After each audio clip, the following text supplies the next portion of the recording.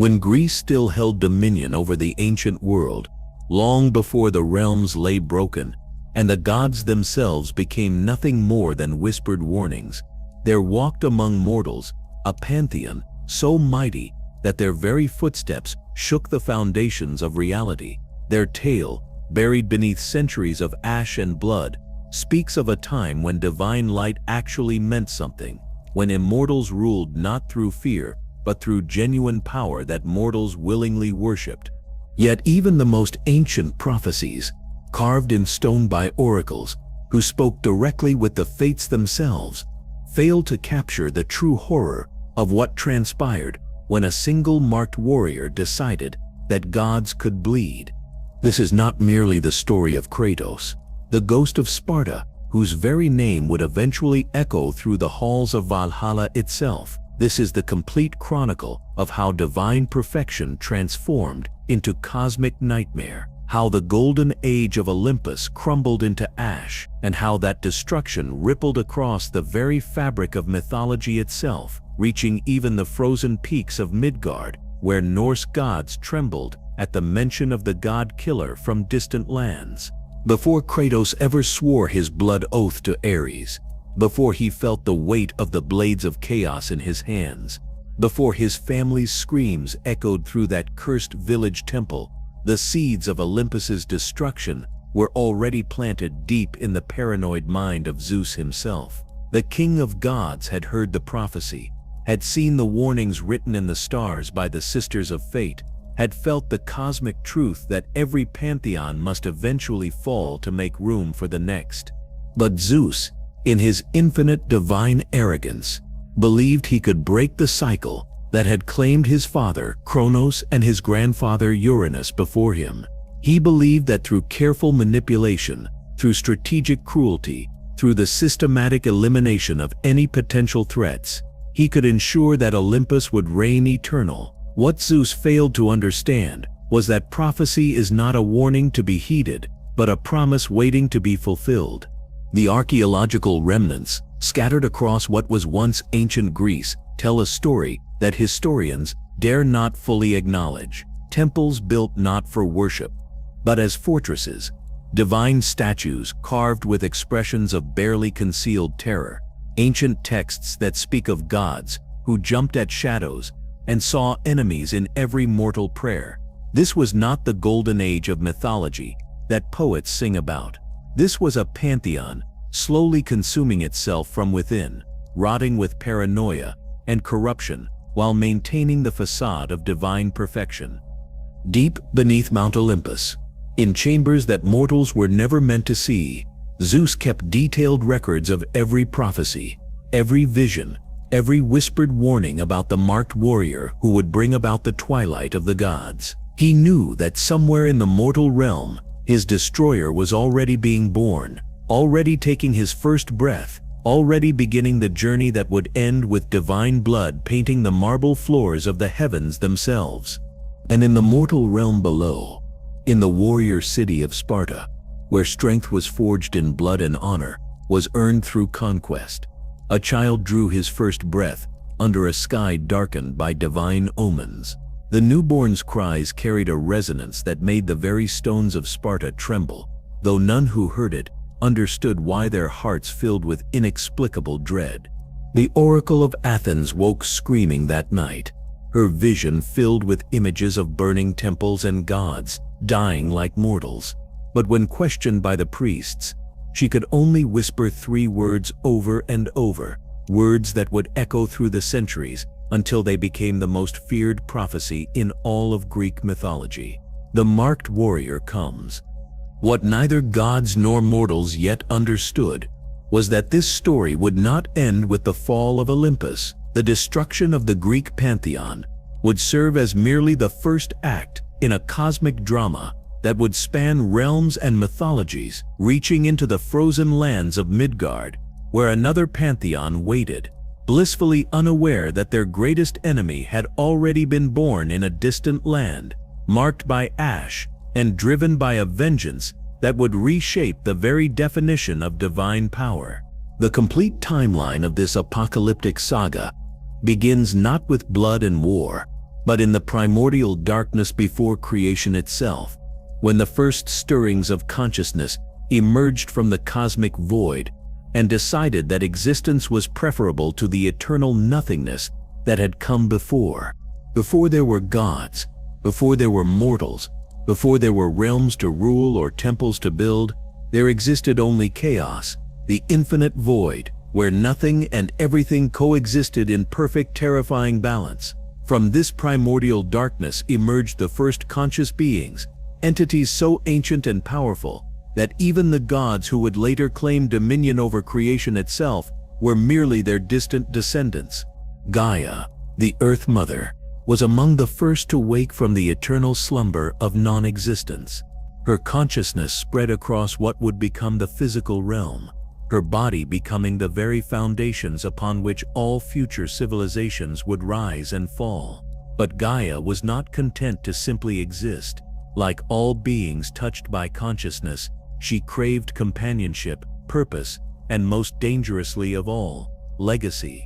From her union with Uranus, the personification of the heavens themselves, came the first generation of divine beings. The Titans emerged as forces of nature given form and purpose, each one embodying fundamental aspects of existence itself. Kronos controlled time's flow, Rhea commanded the natural cycles of birth and growth, Oceanus ruled the primordial waters, and Hyperion brought forth the first light to pierce the cosmic darkness. But paradise, even in its most perfect divine form, carries within it the seeds of its own destruction. Uranus, terrified by the power of his own children, began imprisoning the most dangerous of his offspring deep within Gaia's earthly body. The Cyclopes, master forgers of weapons that could reshape reality itself, were buried in the deepest caverns where their hammering would trouble no one. The Hecatoncheires, hundred-handed giants whose strength could move mountains, were chained in the darkest depths where their fury could not reach the heavens. Gaia, feeling her children's imprisonment as physical agony, whispered to her son Kronos in the darkness between dreams. She forged for him a scythe from the hardest adamantine, a weapon that could cut through divine flesh as easily as mortal skin. With this blade, Kronos ended his father's reign in a single stroke, claiming dominion over the cosmos and establishing the first divine precedent that would echo through every pantheon that followed. The children will always rise to overthrow their parents. The reign of Kronos marked the first true golden age, a time when the Titans worked in harmony to shape the emerging world. They carved the mountains and filled the seas, painted the sky with stars, and taught the winds to carry the seasons across the land. For countless eons, their rule brought stability and growth to a universe that had known only chaos. But Kronos had learned too well the lesson of his father's downfall.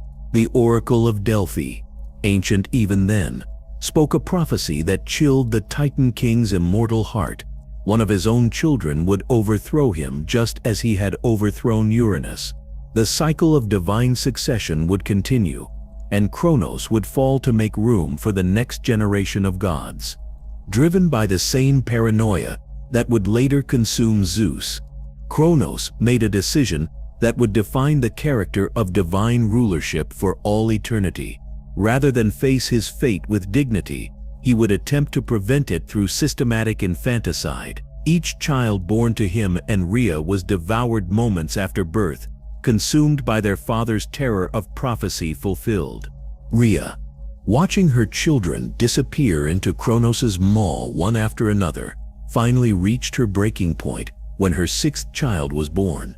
Zeus, destined to become the king of gods, was spirited away to the island of Crete, where he was raised in secret by nymphs and fed on the milk of the divine goat Amalthea. In his place, Rhea presented Kronos with a stone wrapped in swaddling clothes, which the paranoid Titan devoured without question. Zeus grew to maturity in hiding, trained in the arts of war by the greatest warriors the earth could provide. But physical strength alone would not be enough to overthrow the king of the Titans. Zeus needed allies, needed weapons that could match divine power. needed a strategy that could overcome eons of Titan dominance. The young god's first act of rebellion was to free his devoured siblings from their father's stomach, using a potion that forced Kronos to regurgitate Poseidon, Hades, Hera, Demeter, and Hestia. Fully grown despite their unnatural imprisonment, they emerged ready for war against the father who had denied them existence. But even with divine siblings at his side, Zeus understood that defeating the Titans would require more than family loyalty. He descended into the deepest prison pits of Tartarus and freed the Cyclops and Hecaton shares that Uranus had imprisoned and Kronos had kept chained. In gratitude for their liberation, the Cyclops forged weapons of unimaginable power. Zeus received his reality-shattering thunderbolts, Poseidon claimed his earthquake-inducing trident, and Hades was granted a helm of invisibility that could hide him from the sight of gods and mortals alike. The Titanomachy, the war between Titans and Olympians, raged for 10 years and reshaped the very structure of reality. Mountains were hurled like spears, oceans boiled away to nothing, and the screaming winds carried the sounds of divine combat to every corner of existence. The earth itself cracked under the strain of immortal warfare, creating the first scars that would never fully heal. Kronos, despite his paranoia and cruelty, was a formidable opponent who commanded the loyalty of most Titans. Only Prometheus and Epimetheus sided with Zeus, providing crucial intelligence about Titan strategies and weaknesses. The war's turning point came when Zeus convinced the Hecatoncheires to join the battle directly, their 100 hands hurling boulders with such fury that even the mighty Titans were overwhelmed. The final battle saw Kronos and Zeus meet in single combat above the burning ruins of what had once been paradise. Father and son, creator and destroyer, the old order and the new, locked in a struggle that would determine the fate of all future civilizations. When Zeus's thunderbolt finally pierced Kronos' divine heart, the scream of the dying Titan king echoed across dimensions, announcing to every realm that the age of Olympian rule had begun. Victory, however, came with consequences that Zeus was too young and too drunk on triumph to fully understand. The surviving Titans were imprisoned in Tartarus, but their defeat had created a power vacuum that nature itself rushed to fill. New forces began stirring in the shadows, entities that had waited patiently through eons of Titan rule for their chance to influence the shape of creation.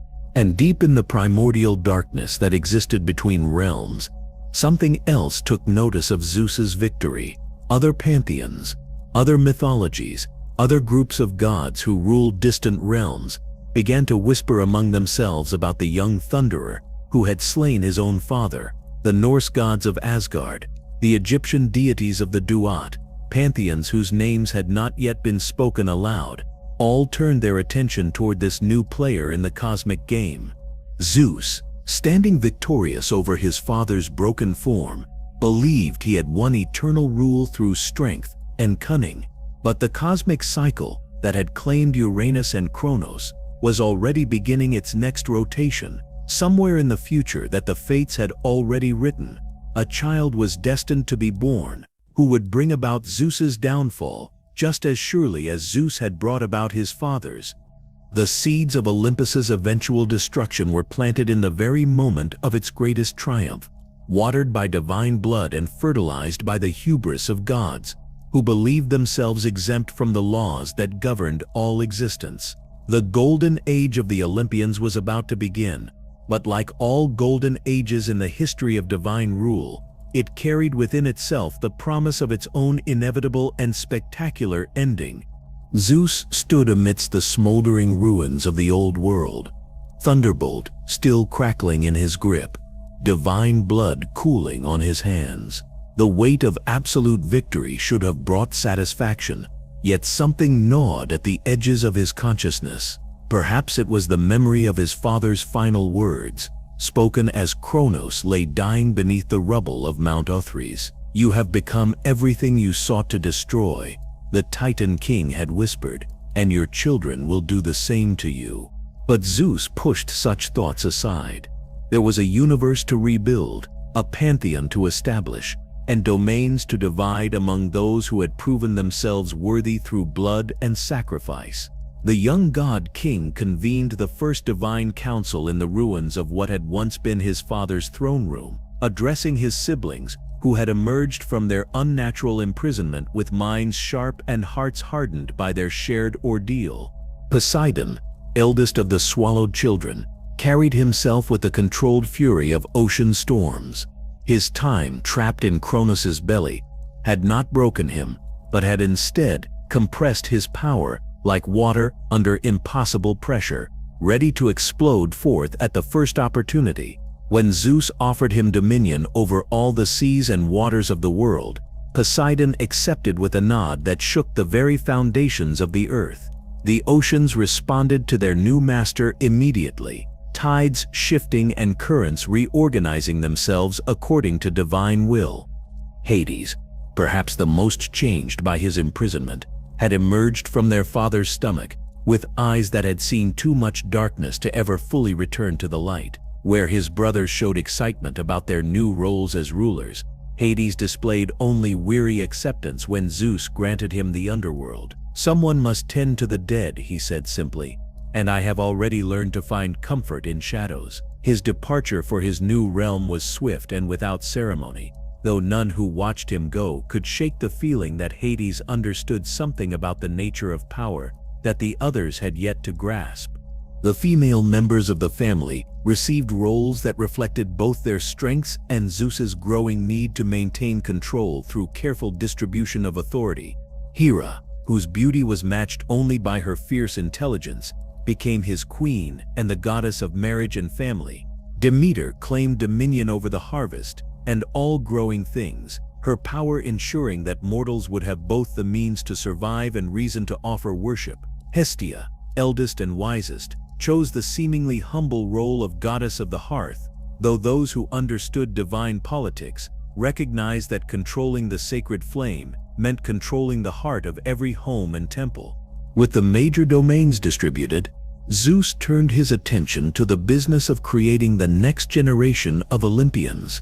His divine appetites were legendary even then, and his various liaisons produced offspring who would shape the character of the Pantheon for millennia to come.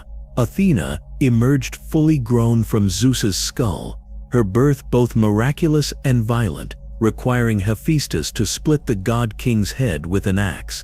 She emerged armored and ready for war, but her gray eyes held wisdom that even her father found unnerving. The circumstances of Athena's birth were no accident. Zeus had learned that Metis, Athena's mother and the Titaness of wisdom, carried a prophecy within her womb. The child she bore would be greater than its father, destined to overthrow Zeus just as he had overthrown Kronos.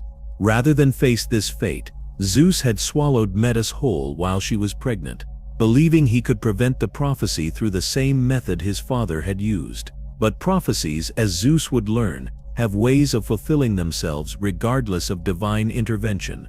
Athena's birth from Zeus's mind, rather than from a mother's womb, created a goddess unlike any other. She possessed her father's strategic brilliance, amplified by her mother's wisdom, but her loyalty to Zeus was absolute because she literally owed her existence to him. Yet even in that loyalty lay danger, for Athena's wisdom allowed her to see the flaws in Zeus's character that others missed or chose to ignore. Apollo and Artemis, the twin children of Zeus and the Titaness Leto, brought light and the hunt to the divine family. Apollo's golden chariot would carry the sun across the sky each day, while Artemis became the eternal maiden who protected young women and punished those who violated the natural order. Their births had been traumatic, with Hera's jealousy forcing Leto to wander the earth in labor pains until she finally delivered the twins on the floating island of Delos. Ares emerged as perhaps the most problematic of Zeus's children. Born of Zeus and Hera, he should have been the perfect prince of Olympus, combining his father's power with his mother's fierce devotion to family. Instead, Ares became something darker, a god who reveled in the chaos and bloodshed of warfare rather than its honor and strategy. Where Athena represented the noble aspects of combat, tactical brilliance, and justified conflict, Ares embodied war's most brutal face, the mindless slaughter that left battlefields soaked in blood and mothers weeping for sons who would never return home. The tension between Athena and Ares became apparent from their earliest interactions. She saw warfare as a tool to protect civilization and establish justice, while he viewed it as an end unto itself, a glorious dance of death that needed no justification beyond the joy of combat. Zeus found himself constantly mediating between his children, unaware that their philosophical differences would one day provide the foundation for Olympus's destruction. Aphrodite's arrival brought another complication to the divine family structure. Born from the sea foam where Uranus's severed genitals had fallen after Kronos' castration of his father, she was both older than the Olympians and uniquely suited to destabilize their carefully constructed hierarchy. Her power over love and desire affected gods and mortals alike, creating passions that ignored political wisdom and social boundaries. The marriage of Aphrodite to Hephaestus, the divine smith, whose own birth had been complicated by Hera's attempts to create a child without Zeus's involvement, represented Zeus's attempt to contain her potentially disruptive influence. Hephaestus, cast from Olympus as an infant due to his physical imperfections, had grown strong and skilled during his exile, learning to forge weapons and artifacts of incredible power. His return to Olympus as master craftsman brought abilities the gods desperately needed, but his marriage to the goddess of love was doomed from the start. Hermes, Zeus's son by the nymph Maia, completed the core Olympian roster with his appointment as messenger of the gods. His ability to travel between realms made him invaluable as Zeus consolidated power, but his naturally mischievous nature and talent for deception would prove problematic as divine politics grew more complex. Hermes saw everything and reported selectively, becoming both Zeus's most trusted agent and a wild card whose true loyalties remained perpetually unclear. The establishment of this divine hierarchy required more than simply assigning domains and titles. Zeus needed to create systems of worship that would provide the gods with the reverence they required, while giving mortals clear guidance about their place in the cosmic order. The construction of temples began immediately, but these were not simple houses of worship. Each temple was designed as a fortress that could serve as a sanctuary during divine conflicts, with hidden chambers containing weapons and supplies that only the gods could access. The creation of the first mortals presented both opportunity and challenge. These new beings would serve as worshippers, providing the gods with the adoration that sustained their power, but they would also be potential threats if they grew too numerous or too wise. Zeus's solution was elegant in its cruelty, creating humans with just enough intelligence to appreciate divine power, while ensuring they remained vulnerable to disease, aging, and death. Prometheus's theft of fire from Olympus would later be portrayed as a noble act of rebellion against divine tyranny, but the truth was more complex. Zeus had deliberately made fire accessible to Prometheus, knowing the Titan's compassionate nature would compel him to share it with mortals. The theft provided Zeus with justification for punishing humanity through Pandora's box, while simultaneously removing Prometheus as a potential future threat through eternal torment. The punishment of Prometheus became the first public demonstration of what happened to those who challenged Zeus's authority. Chained to a rock in the Caucasus Mountains, with an eagle tearing out his liver each day, only to have it regenerate each night, Prometheus served as both victim and warning. His screams carried on the wind to every corner of the mortal world, a constant reminder that defying the gods brought consequences that transcended death. But even as Zeus established his authority through fear and spectacle, cracks were already appearing in his perfect system. The gods were immortal beings with eternal appetites and unlimited time to develop grudges against each other. Hera's jealousy over Zeus's affairs grew more destructive with each passing century, leading her to torment his lovers and their children with increasingly creative cruelties. Poseidon chafed under what he saw as Zeus's arrogant assumption of supreme authority, arguing that the three brothers should rule as equals rather than as king and subjects. The younger gods, born into a world where divine hierarchy was already established, struggled to find meaningful roles within the rigid structure their elders had created. Ares's frustration with being perpetually overshadowed by Athena in matters of warfare led him to seek conflicts that would showcase his particular talents, regardless of the consequences for mortals caught in the crossfire. Aphrodite's affairs, most notably her relationship with Ares, created scandalous disruptions to the social order Zeus was trying to maintain. Perhaps most troubling of all, Zeus himself was changing under the pressure of absolute rule. The young god who had freed his siblings and overthrown tyrannical Kratos was becoming increasingly paranoid and controlling. Every prophecy was analyzed for potential threats. Every new birth scrutinized for signs of future rebellion. Every display of power by other gods carefully monitored for hints of ambition that might challenge his supremacy. The Oracle at Delphi, established by Zeus as a means of communicating divine will to mortals, began delivering prophecies that disturbed even the god-king himself. References to a marked warrior appeared with increasing frequency, along with visions of temples burning and gods falling like mortals in battle. Zeus ordered the oracle to clarify these prophecies, but the Pythia could only repeat what the fates revealed to her, speaking of ash-covered skin and blades forged in divine fire.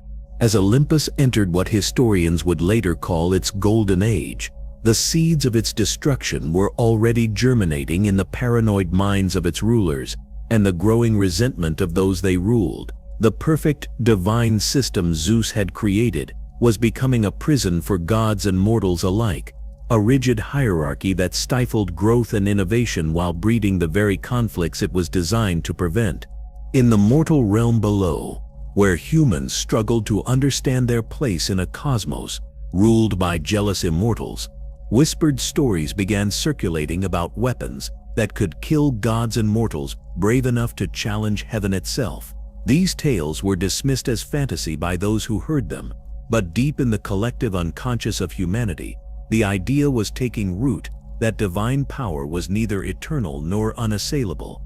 The stage was set for the arrival of the one prophesied to bring it all crashing down.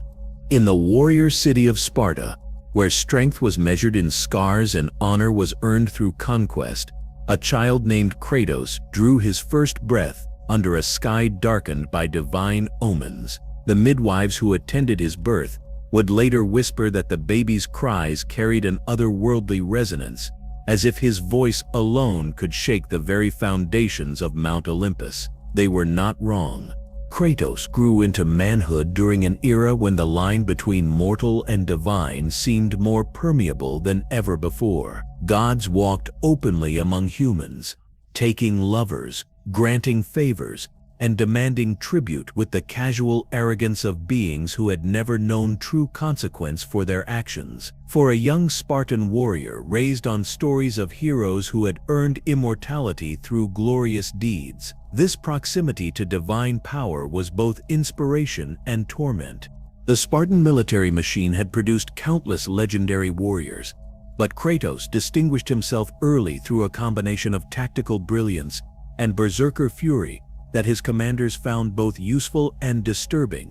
In battle, he fought with the desperate intensity of a man who had nothing left to lose, though at that point in his life, he had everything still to gain. His fellow soldiers began to whisper that Ares himself must have blessed their young captain, unaware of how prophetic their casual observations would prove to be.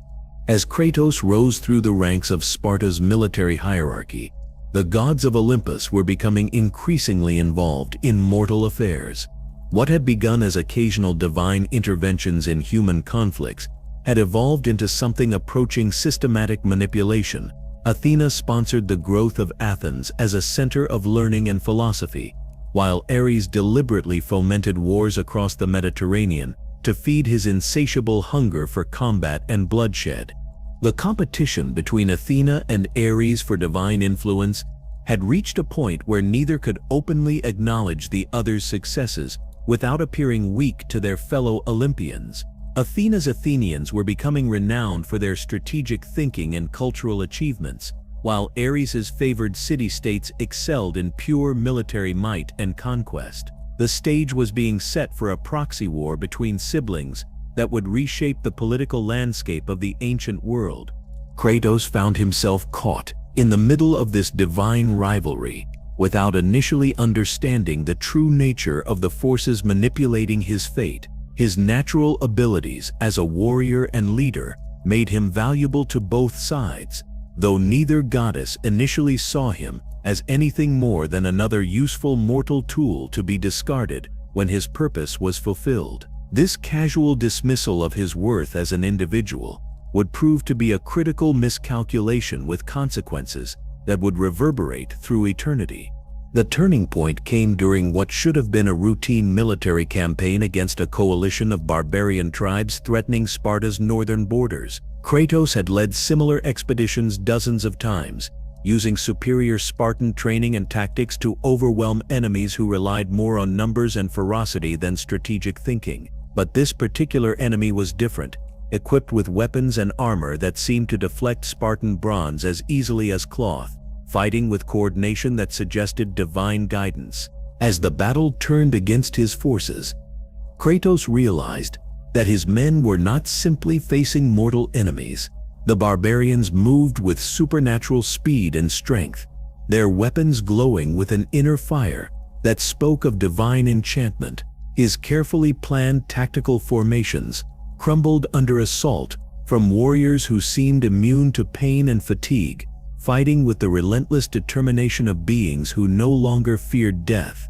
Watching his soldiers die around him, seeing the proud military machine of Sparta reduced to scattered bands of desperate survivors, Kratos felt something crack inside his chest that had nothing to do with physical injury. The realization that pure mortal strength and skill were insufficient against divine power filled him with a rage that burned hotter than the fires of Hades itself. If the gods were willing to interfere in mortal conflicts, then mortals should be allowed to fight back with divine weapons of their own.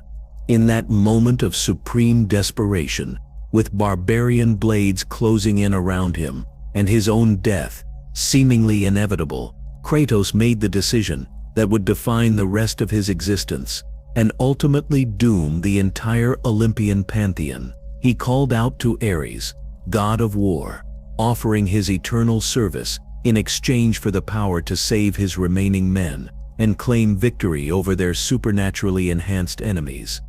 Ares had been waiting for exactly this moment.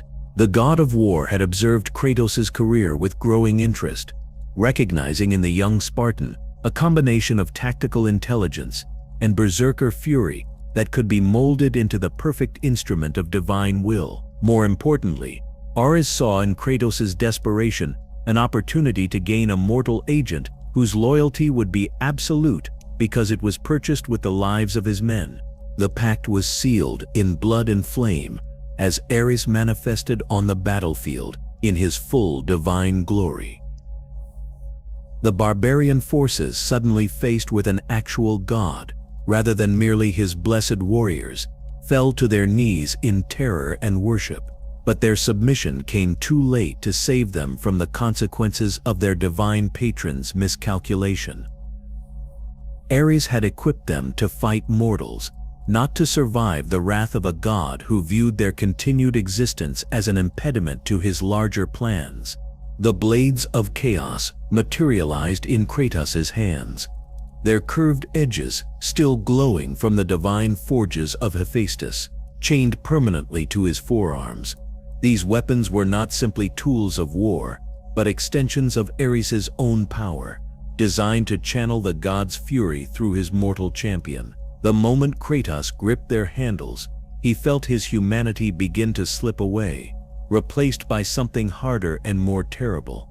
The slaughter that followed became the stuff of legend, though the full truth was too disturbing for most storytellers to recount accurately. Kratos moved through the barbarian ranks like a force of nature unleashed, the blades of chaos carving through armor and flesh with equal ease. But the weapons were not content to simply kill.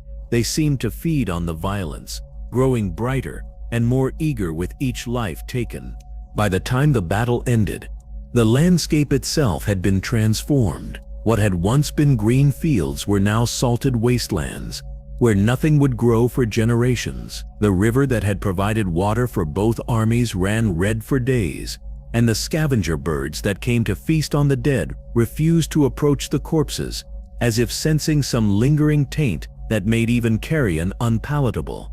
Kratos stood alone in the center of the devastation, his men saved but his soul forever changed. The blades of chaos had proven their effectiveness beyond any doubt, but their power came with a price that Ares had neglected to mention during their desperate negotiations. Each kill fed something dark and hungry inside the weapons, and by extension inside Kratos himself. The compassionate leader who had once grieved for every soldier lost under his command was being gradually consumed by an entity that viewed other living beings as obstacles to be removed rather than people to be protected.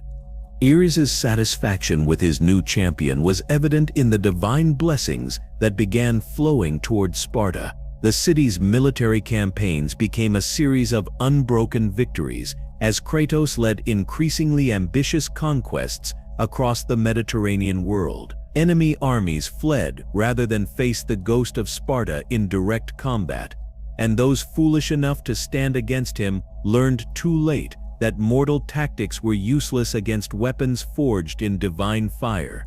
But success on the battlefield could not fill the growing emptiness inside Kratos' chest. The blades of chaos had saved his men in that first desperate battle, but they had also robbed him of the ability to find satisfaction in victory or peace in defeat. Every triumph felt hollow.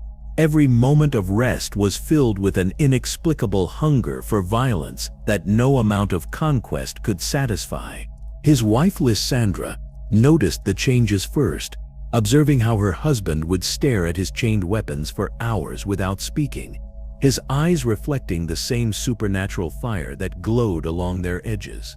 Their daughter Calliope, still too young to understand the nature of divine power, sensed only that something fundamental had shifted in their family dynamic. Where once her father had been a source of strength and protection, now he emanated a barely contained violence that made even his most loving gestures feel dangerous. The village temple, where Kratos' family worshipped Athena, had become a place of refuge for them, a sacred space where the influence of the blades of chaos seemed somehow diminished. Lysandra would take Calliope there regularly, ostensibly to make offerings and seek the goddess's blessing, but really to escape the oppressive atmosphere that had settled over their home like a suffocating blanket. What neither Lysandra nor Kratos understood was that their visits to Athena's temple had not gone unnoticed by the gods themselves. Athena had been observing Ares' new champion with growing concern, recognizing that her brother had created something far more dangerous than either of them had initially realized. A mortal warrior empowered by divine weapons was troubling enough, but a mortal warrior whose humanity was being systematically erased by those same weapons represented a threat to the carefully maintained balance of power between gods and mortals. The oracle at Delphi had begun delivering increasingly specific prophecies about the marked warrior, visions that described not just ash-covered skin, but also chains of red-hot metal and blades that thirsted for divine blood. Zeus, already paranoid about potential threats to his authority, demanded detailed reports about Ares' activities, but the god of war dismissed his father's concerns with the arrogant confidence of someone who believed he had created the perfect weapon. The trap that would destroy both Kratos' humanity and his family was already being prepared, though none of the participants yet understood their roles in the approaching tragedy. Ares, convinced that his champion needed to be freed from the last vestiges of mortal weakness, began planning a final test that would complete Kratos' transformation into the perfect instrument of divine will. In the village where Lysandra and Calliope sought sanctuary, the priests of Athena noticed strange omens in their sacred flames. The fire that should have burned bright and clean instead flickered with an oily, reddish light that cast twisted shadows on the temple walls. When they consulted their auguries, the signs pointed toward an approaching darkness that would consume innocent blood and leave nothing but ash and regret in its wake.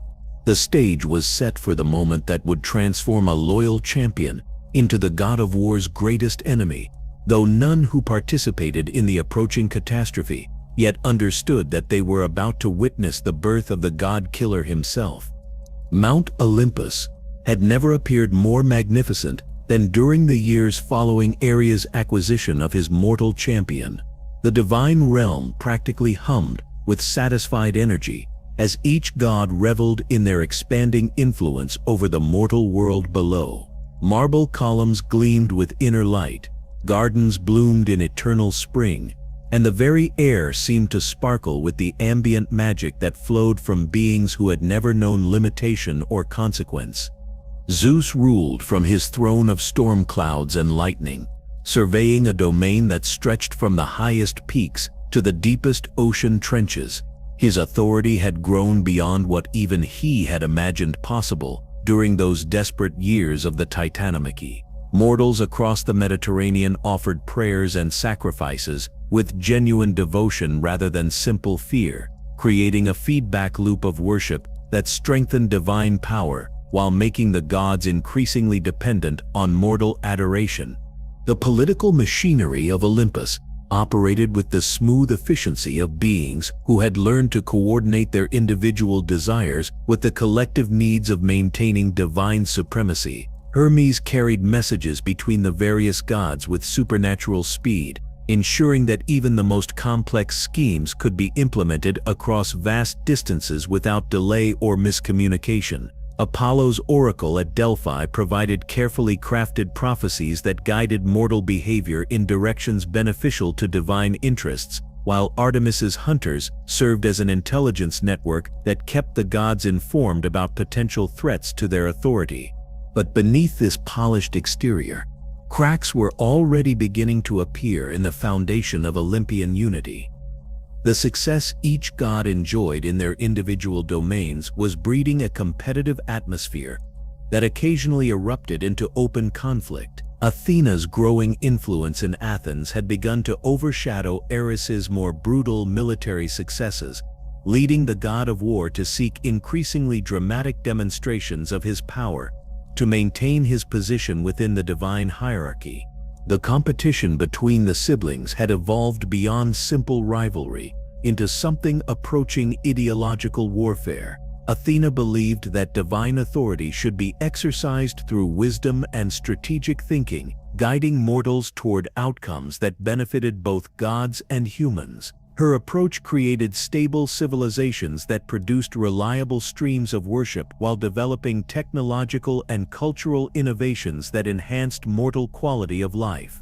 Ares, by contrast, viewed such cooperation as weakness that would ultimately lead to mortal populations growing strong enough to challenge divine authority. His philosophy held that gods should rule through demonstration of superior power, keeping mortals in a constant state of awe and terror that prevented them from developing dangerous ambitions. The endless wars he fomented served multiple purposes, preventing human political unity while providing spectacular displays of divine favor that reinforced the gods' status as beings beyond mortal comprehension. Zeus found himself increasingly caught between these competing philosophies, recognizing the merits of both approaches while worrying about the long-term consequences of either strategy taken to its logical extreme. Athena's methods created the risk of mortals eventually becoming sophisticated enough to question divine authority, while Ares's approach risked breeding the kind of desperate fury that might drive mortals to attempt divine rebellion regardless of the odds against success. The emergence of Kratos as Ares's champion had initially seemed to resolve this dilemma by providing a perfect demonstration of divine superiority channeled through mortal agency. Here was a warrior whose achievements surpassed anything purely human effort could accomplish, yet whose obvious dependence on divine power served to reinforce rather than challenge the natural hierarchy between gods and mortals. Zeus viewed Kratos' early successes as validation of his own wisdom in allowing both approaches to coexist within the larger framework of Olympian rule. Hera, meanwhile, had discovered her own form of influence through careful manipulation of divine politics and mortal bloodlines. Her role as goddess of marriage and family gave her unique insight into the personal relationships that often determined the rise and fall of kingdoms. By selectively blessing or cursing various unions, she could influence the genetic inheritance of entire royal dynasties, ensuring that future rulers would possess the temperaments and abilities most beneficial to Olympian interests.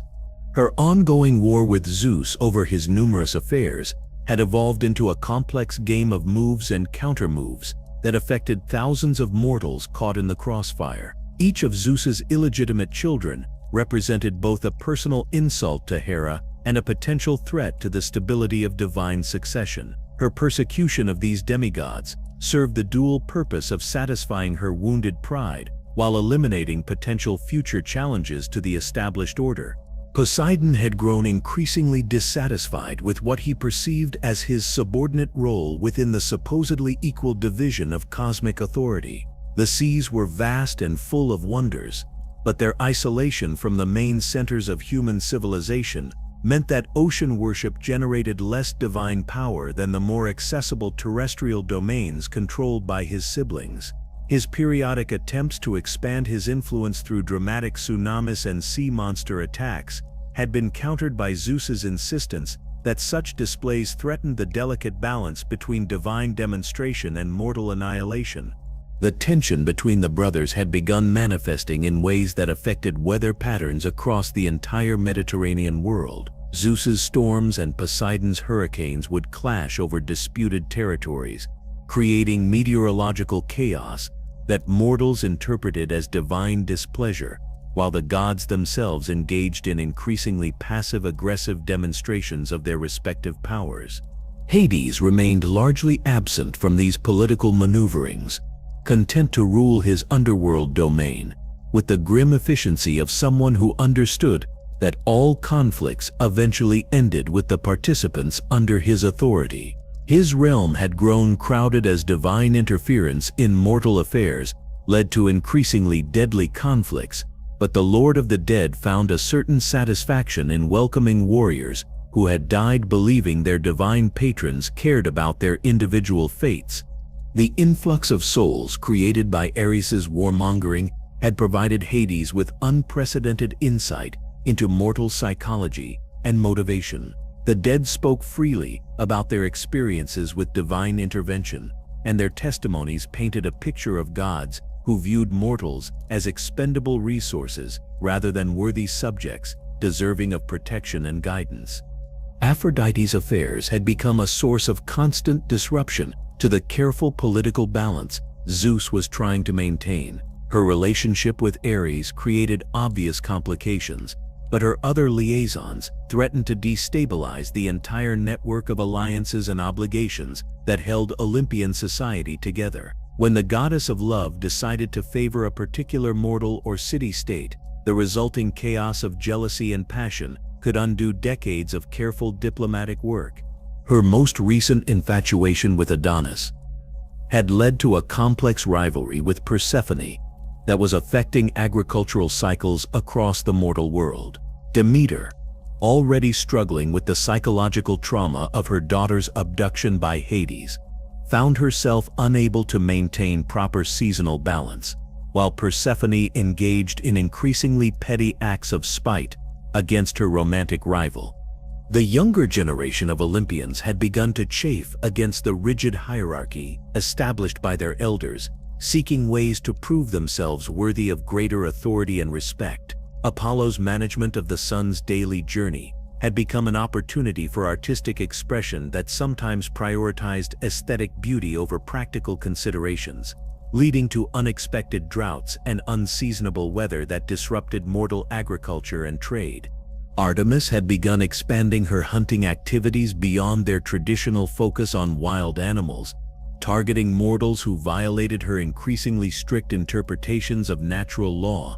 Her virgin hunters served as both religious order and paramilitary organization, enforcing divine will through methods that sometimes exceeded even Ares's capacity for creative brutality. Hephaestus, still bitter about his treatment by both parents and his arranged marriage to unfaithful Aphrodite, had begun incorporating subtle flaws into the divine weapons and artifacts he created for other gods. These defects were too minor to be detected during casual inspection, but had the potential to fail at critical moments, introducing an element of uncertainty into divine power that could prove catastrophic under the right circumstances. The divine Forge Master's growing resentment was particularly dangerous because his creations were integral to maintaining the technological superiority that kept gods dominant over mortals. If Hephaestus decided to sabotage divine equipment, or worse yet, began providing advanced weapons to mortal forces, the entire balance of power between divine and human civilizations could shift with potentially apocalyptic consequences. Dionysus represented perhaps the greatest wildcard in this increasingly unstable divine ecosystem. His domain of wine and celebration made him popular among mortals, seeking escape from the harsh realities of their god-dominated world. But his influence also encouraged the kind of emotional excess that could spark rebellion against established authority. His festivals had become venues for both religious worship and political dissent, creating spaces where mortals could express frustrations that might otherwise remain safely bottled up. The oracle at Delphi had begun delivering prophecies that disturbed even Zeus, with their implications about the future of divine rule. References to fire and ash appeared with increasing frequency, along with visions of temples burning and gods falling in battle like ordinary mortals. When pressed for clarification, the Pythia could only repeat the same cryptic phrases about chains of flame and blades that thirsted for immortal blood.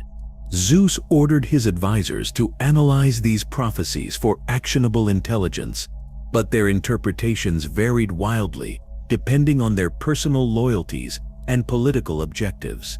Some saw warnings about foreign invasions or natural disasters, while others detected hints of domestic rebellion or divine succession crises. The lack of consensus among his counselors only heightened Zeus's growing paranoia about potential threats to his authority. The mortal world below remained largely unaware of the tensions building within Olympus, but sensitive individuals occasionally reported disturbing dreams or omens that suggested all was not well in the divine realm. Priests noted that sacrificial flames burned with unusual colors, auguries produced contradictory results, and the behavior of sacred animals became increasingly erratic. In Sparta, Kratos continued his string of military victories while struggling with the psychological consequences of wielding weapons that fed on violence and death. His growing detachment from human emotion had begun affecting his relationship with his family, creating a distance that even Lyssandra's love and Calliope's innocence seemed unable to bridge.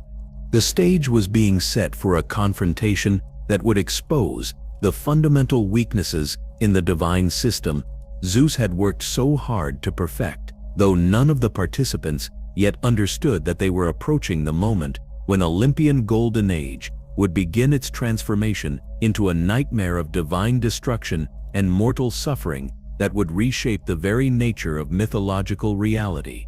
The Greek Pantheon's influence had begun radiating outward from the Mediterranean basin, like ripples from a stone cast into still water, but these were ripples of conquest rather than peace, carrying divine philosophy wrapped in the language of inevitable dominance. Zeus's vision of cosmic order required more than simply maintaining control over existing territories. It demanded the systematic expansion of Olympian authority into every corner of the known world, bringing all mortals under the direct influence of Greek divine power. This expansion was not merely territorial, but ideological, representing a fundamental shift in how gods related to their mortal subjects, where previous divine systems had emphasized reciprocal relationships between immortals and humans. The Olympian model introduced the concept of absolute divine superiority, backed by overwhelming supernatural force. Mortals were expected to offer worship not out of gratitude for divine protection, but out of recognition that resistance to godly will was both futile and morally wrong. Athena had pioneered the intellectual aspect of this cultural imperialism through her patronage of Athens, transforming a relatively minor city-state into the philosophical center of the ancient world. Her approach was subtle, but devastatingly effective, using education and logical discourse to convince mortals that Greek divine authority represented the natural order of the universe rather than simply one possible system among many. The Athenian schools that flourished under her protection taught students to view other mythological systems as primitive superstitions that would naturally give way to the more sophisticated understanding represented by Olympian theology. This intellectual arrogance was reinforced by genuine achievements in mathematics, engineering, and natural philosophy that seemed to validate claims about Greek cultural superiority. But Athena's methods, while effective at creating loyal populations, also carried the inherent risk of producing mortals who might eventually become sophisticated enough to question divine authority itself. Her emphasis on logical thinking and empirical observation encouraged the development of minds capable of analyzing divine behavior with the same critical approach they applied to natural phenomena. Ares had chosen a more direct approach to expansion, systematically destabilizing regions that resisted Greek influence through carefully orchestrated conflicts that weakened local power structures, while demonstrating the superiority of Olympian-sponsored military forces. His strategy relied on creating situations where resistance to Greek expansion became practically impossible, while making submission appear to be the obviously rational choice. The god of war had become increasingly sophisticated in his manipulation of mortal conflicts, moving beyond simple battlefield interventions to complex political machinations that could reshape entire civilizations without requiring direct divine manifestation. His agents provocateurs worked throughout the ancient world, identifying existing tensions between ethnic groups, economic classes, and political factions that could be exploited to create the chaos necessary for Olympian intervention. The Persian Empire had become Ares's primary testing ground for these expanded strategies, representing both the largest organized resistance to Greek expansion and the most valuable potential prize for successful divine conquest. The vast territories under Persian control contained populations with their own ancient divine traditions, creating a complex challenge that required careful coordination between multiple Olympian deities to address effectively. Kratos had emerged as the perfect instrument for implementing Ares's vision of divine expansion through overwhelming displays of supernatural military power. His victories against Persian forces had gone beyond simple tactical successes to become legendary demonstrations of what mortal warriors could accomplish with proper divine backing. Enemy armies increasingly surrendered without fighting when they learned that the Ghost of Sparta was marching against them, recognizing that conventional military resistance was pointless against divinely empowered opposition. But these easy victories had begun affecting Kratos in ways that neither he nor Ares fully understood. The blades of chaos fed not only on the blood of enemies killed in direct combat, but also on the fear and despair of those who submitted without resistance. Each conquered territory, each enemy force that fled rather than fight, each population that accepted Greek rule without rebellion, contributed to the weapon's growing hunger and Kratos' increasing psychological transformation. The psychological changes were subtle but profound, manifesting first as emotional numbness that gradually expanded into something approaching complete detachment from normal human feeling. Kratos found himself analyzing his wife's expressions and his daughter's laughter with the same cold calculation he applied to enemy weaknesses on the battlefield. Love, joy, sorrow, even basic physical pleasure became abstract concepts that he could remember experiencing, but could no longer genuinely feel. Lysandra had initially attributed her husband's growing emotional distance to the natural stress of constant military campaigning. But as months turned to years without improvement, she began to suspect that something fundamentally dangerous was happening to the man she had married. Her attempts to discuss these changes were met with mechanical reassurances that acknowledged her concerns without addressing their underlying causes. Their daughter Calliope had stopped asking when her father would return from his campaigns, having learned that the man who came home bore increasingly little resemblance to the loving parent who had left. The games they had once played together now seemed to hold no interest for him, and his smiles had acquired a brittle quality that suggested emotional performance rather than genuine happiness. The village where Kratos' family lived had become an unofficial shrine to Athena, with Lysandra leading increasingly frequent prayers for her husband's safe return and spiritual healing. The other military wives had begun joining these sessions, seeking divine intervention for their own loved ones who seemed to be returning from campaigns as strangers wearing familiar faces. Athena herself had begun taking notice of these prayers, recognizing in them evidence of a problem that threatened to undermine the entire system of divine-mortal cooperation she had worked so carefully to establish. Warriors who became emotionally disconnected from their families and communities represented a potential threat to social stability that could ultimately prove more dangerous than external military enemies. Her investigations into the source of these psychological changes had led her to focus increasingly on the blades of chaos and their effect on their wielder. The weapons were clearly more than simple divine artifacts. They seemed to possess some form of consciousness that was gradually consuming their user's humanity, while replacing it with something that served Ares's immediate tactical needs, but posed long-term strategic risks. The competition between Athena and Ares had evolved beyond simple sibling rivalry into a philosophical conflict about the proper relationship between divine power and mortal agency. Athena believed that effective long-term rule required gods to preserve and channel human virtues like courage, wisdom, and compassion, while Ares was convinced that these same virtues represented weaknesses that would ultimately limit mortal effectiveness as divine instruments. Other pantheons had begun taking notice of Greek expansion with growing alarm and resentment.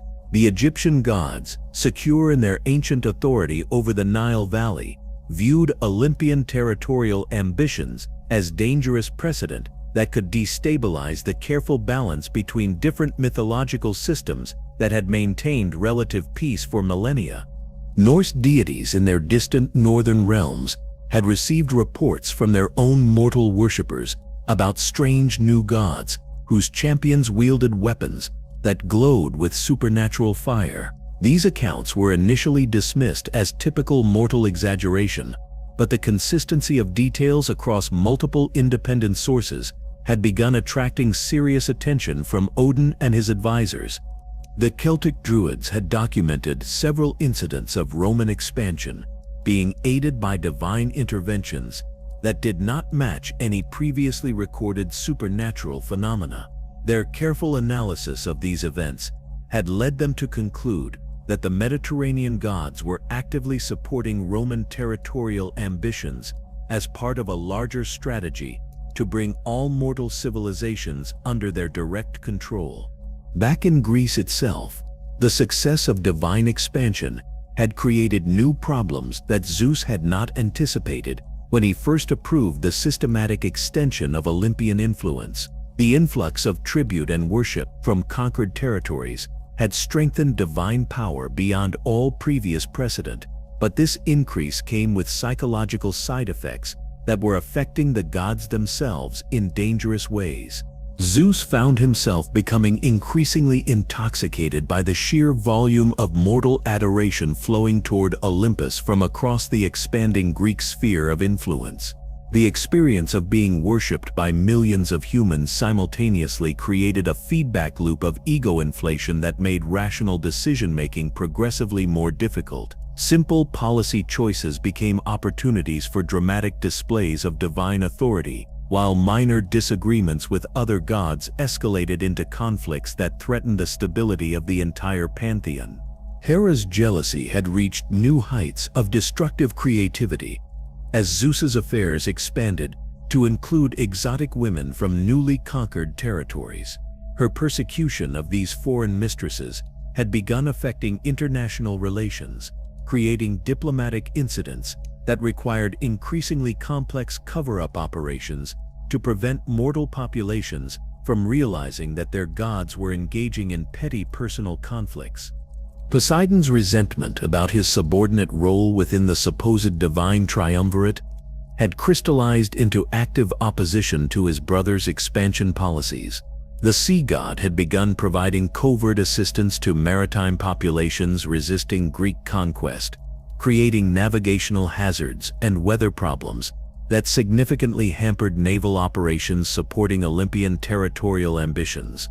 The divine court at Olympus had transformed from a council of equals into something approaching an imperial hierarchy, with Zeus as emperor and the other gods serving as increasingly specialized ministers responsible for implementing his increasingly grandiose vision of cosmic dominance. This centralization of authority had improved coordination of divine activities, but had also created resentments and power struggles that threatened to tear the pantheon apart from within. Hermes had become Zeus's primary intelligence operative, using his ability to travel between realms to monitor potential threats and coordinate divine responses to challenges to Olympian authority. But his position as divine spy master had given him access to information about the personal secrets and hidden agendas of every member of the pantheon, creating a situation where the messenger of the gods possessed enough compromising material to potentially destroy any of his fellow deities. The oracle at Delphi had begun delivering prophecies with an urgency that troubled even Apollo, who served as her divine patron and interpreter. The visions coming through the Pythia increasingly focused on themes of divine overthrow and cosmic transformation, suggesting that the current period of Olympian expansion was building towards some form of catastrophic resolution. References to ash and fire had become so common in prophetic utterances that the priests responsible for recording and interpreting these messages had begun maintaining separate archives for apocalyptic visions. The most disturbing predictions spoke of a time when the gods themselves would fall like mortals, their divine blood soaking into earth that would never again support the growth of anything pure or beautiful. Zeus had ordered multiple independent analyses of these troubling prophecies, but the interpretations varied so widely that they provided no useful guidance for policy decisions. Some advisors saw warnings about natural disasters or foreign invasions, while others detected hints of internal rebellion or succession crises that could threaten the fundamental structure of divine authority. The one element that appeared consistently across all prophetic visions was the figure of a warrior marked by ash, wielding weapons that burned with inner fire while cutting through divine flesh as easily as mortal skin. This recurring image had become so prominent in oracular pronouncements that Zeus had begun privately investigating whether such an individual already existed somewhere within the expanding sphere of Olympian influence. Unknown to the king of gods, his investigation was focusing on exactly the wrong divine domain. While Zeus searched for threats among Athena's philosophical warriors and Poseidon's seafaring champions, the true danger was being systematically created through Ares's manipulation of the one mortal who possessed both the skills necessary to challenge divine authority and the motivation to see such a challenge through to its ultimate conclusion.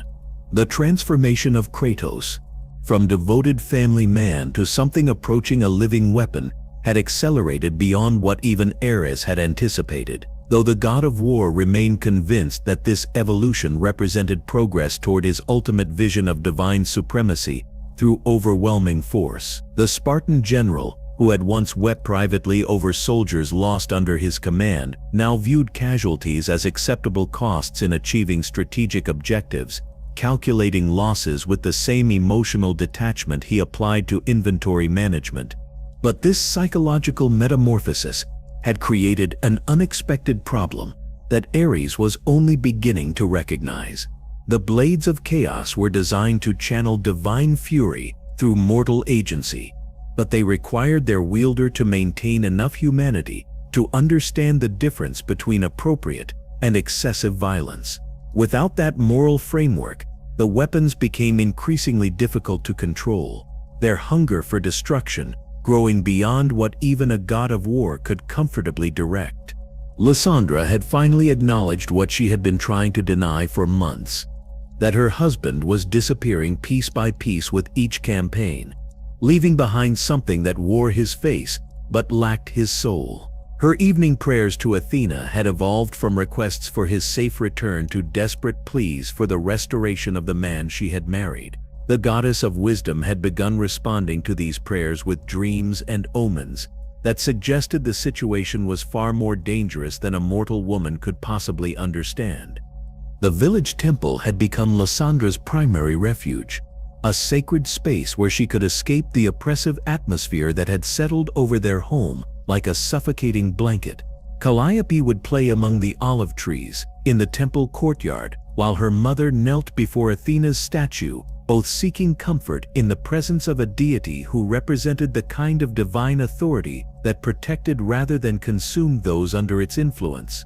What neither woman understood was that their regular presence at the temple had attracted the attention of divine powers beyond Athena herself. Ares had begun monitoring their activities through his network of mortal agents, recognizing that Kratos' family represented the last remaining anchor to his champion's humanity. The god of war had concluded that this connection was actively hindering his warrior's evolution toward perfect obedience to divine will.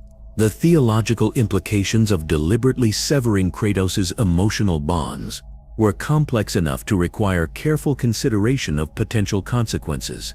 A champion completely freed from mortal concerns would certainly be more effective as an instrument of divine policy, but such a being might also become difficult to control or predict. Ares had observed enough divine politics to understand that absolute power could corrupt even gods, and a mortal wielding divine weapons without any moral constraints could pose threats that transcended simple battlefield effectiveness. Athena had reached similar conclusions through her own analysis of the situation, though her concerns focused more on the long-term stability of divine-mortal relations than on immediate tactical considerations. A warrior who felt no connection to the people he was supposed to protect represented a fundamental contradiction in the philosophical framework she had developed for justifying divine authority over human affairs.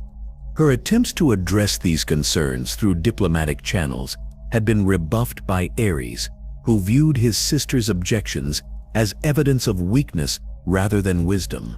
The god of war had become increasingly convinced that traditional divine restraint was an outdated concept that prevented the gods from achieving their full potential as rulers of mortal destiny.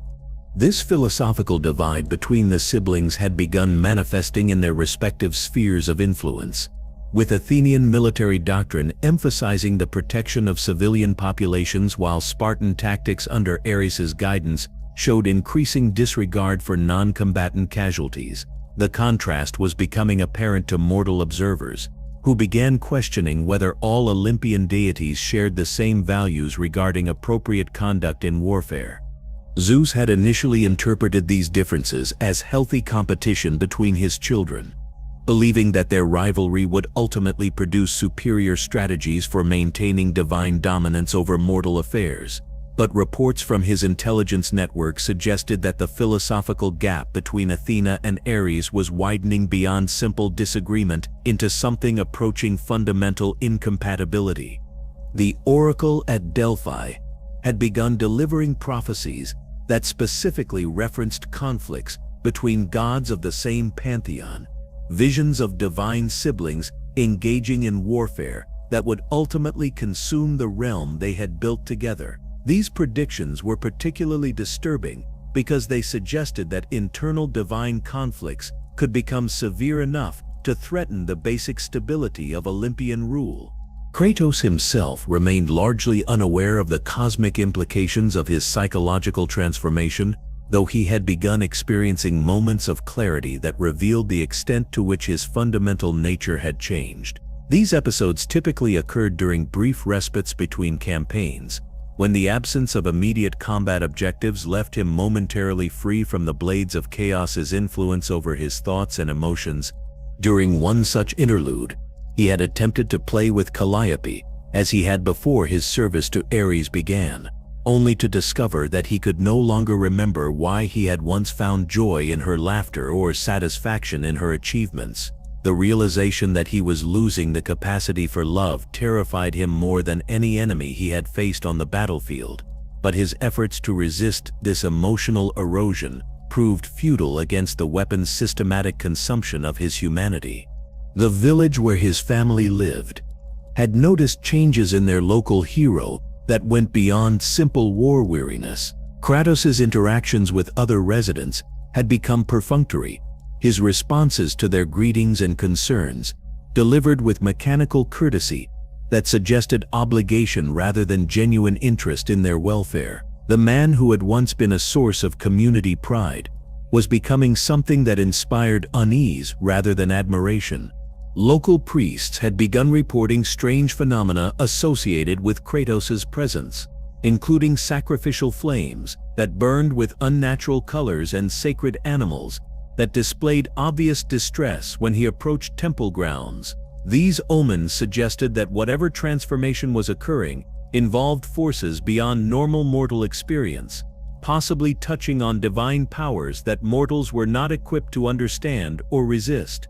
Ares had decided that the final stage of his champion's development required a test that would permanently sever Kratos' remaining emotional connections to his former life. The god of war had identified a target that would serve multiple strategic purposes while providing the traumatic shock necessary to complete his warrior's psychological metamorphosis. The plan was elegant in its simplicity and devastating in its implications. A village that had declared itself under Athena's protection rather than submitting to Spartan authority would be designated for destruction, but the attack would be conducted under conditions that prevented Kratos from identifying his target until it was too late to change course. The resulting psychological trauma would either complete his transformation into the perfect divine weapon or destroy him entirely, but either outcome would serve Ares' long-term objectives. The god of war had chosen this particular village because it represented everything that Athena's philosophy claimed to protect: a peaceful community dedicated to learning and cultural achievement rather than military conquest. Its destruction would serve as both a practical demonstration of Spartan superiority and a symbolic rejection of the intellectual approach to divine authority that his sister championed. What Ares had not anticipated was that Athena had been monitoring his activities closely enough to detect preparations for this operation. The goddess of wisdom understood that allowing such an attack to proceed would represent a point of no return in her relationship with her brother, transforming their rivalry from healthy competition into irreconcilable opposition. But Athena also recognized that direct intervention to prevent the attack could escalate the conflict between herself and Ares into open warfare that would inevitably draw other Olympian deities into choosing sides. The resulting divine civil war could destroy the Pantheon from within, while leaving mortal populations vulnerable to conquest by foreign gods who had been waiting for exactly such an opportunity.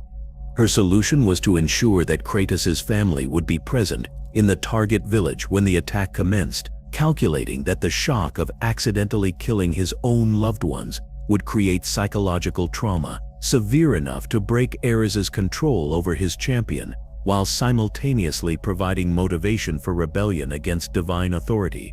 This strategy represented a fundamental shift in Athena's approach to divine politics, moving from defensive preservation of existing systems toward active manipulation of events to achieve desired outcomes. The goddess who had always claimed to represent wisdom and measured response was preparing to sacrifice innocent lives to serve larger strategic objectives.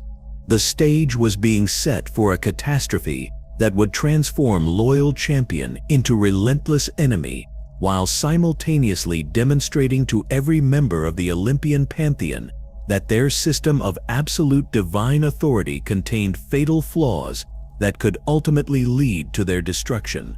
The golden age of the gods was about to end in blood and ash, though none of the participants yet understood that they were approaching the moment when prophecy would begin its inevitable fulfillment. In the mortal realm below, sensitive individuals reported dreams filled with fire and screaming, visions of temples burning and gods falling from heaven like broken statues. These omens were dismissed by most as products of overwrought imagination, but those few who possessed genuine prophetic sight recognized them as warnings about approaching events that would reshape the very nature of divine authority.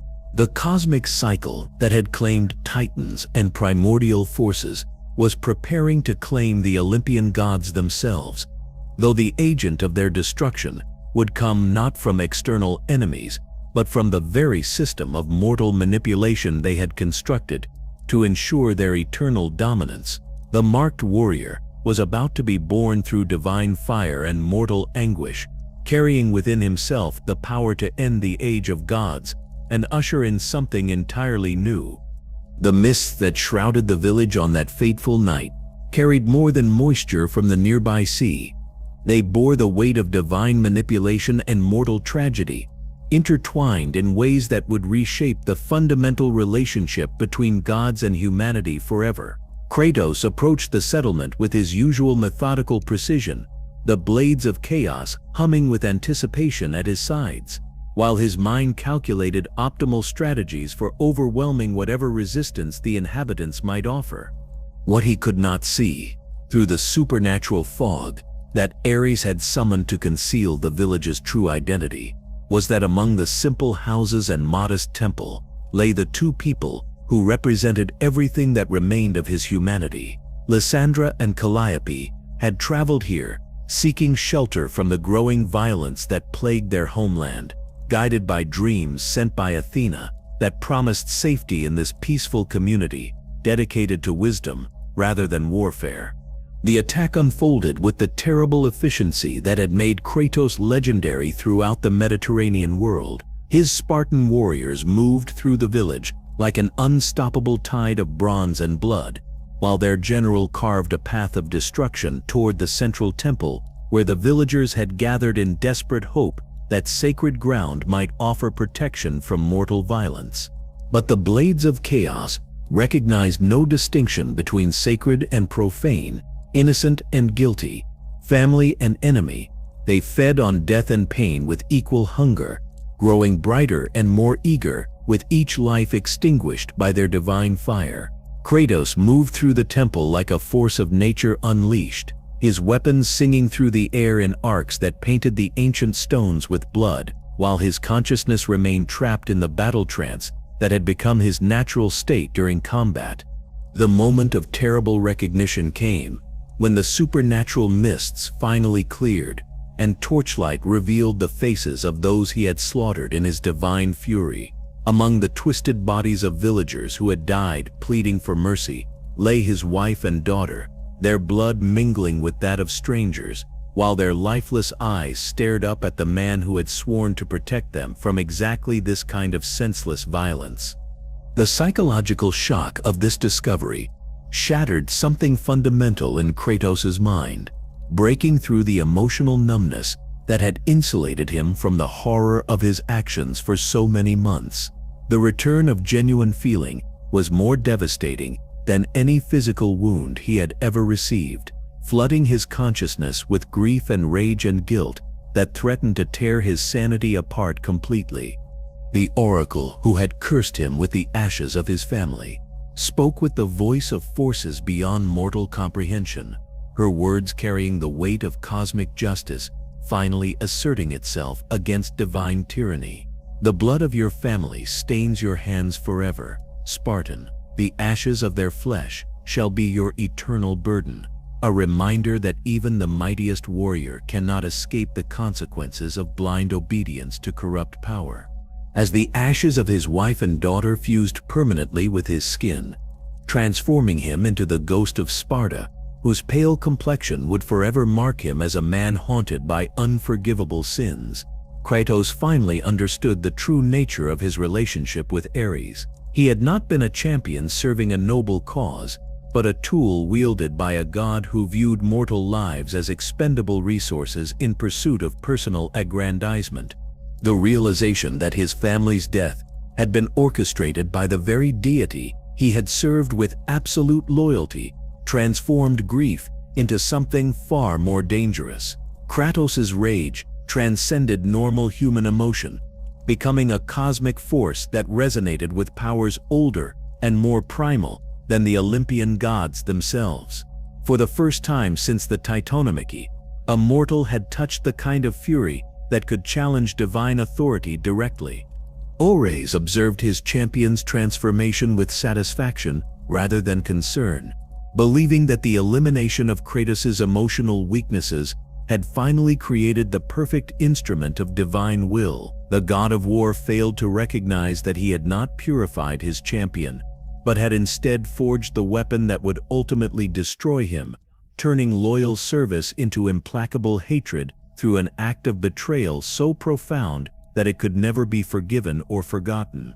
The years that followed the village massacre became a testament to the destructive power of guilt channeled through divine weapons. Kratos threw himself into increasingly dangerous missions for the Olympian gods, seeking either redemption through service or death through combat that would end his torment. But neither release seemed possible.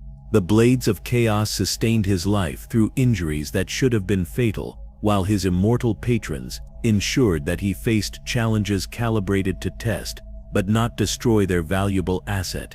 Athena watched this self-destructive spiral with growing understanding of its potential implications for the broader divine order. Kratos' pain and rage were genuine, but they had been amplified by supernatural forces into something that transcended normal mortal limitations. His quest for absolution was simultaneously strengthening his abilities as a warrior while deepening his resentment against the gods who had created his suffering through their manipulative schemes.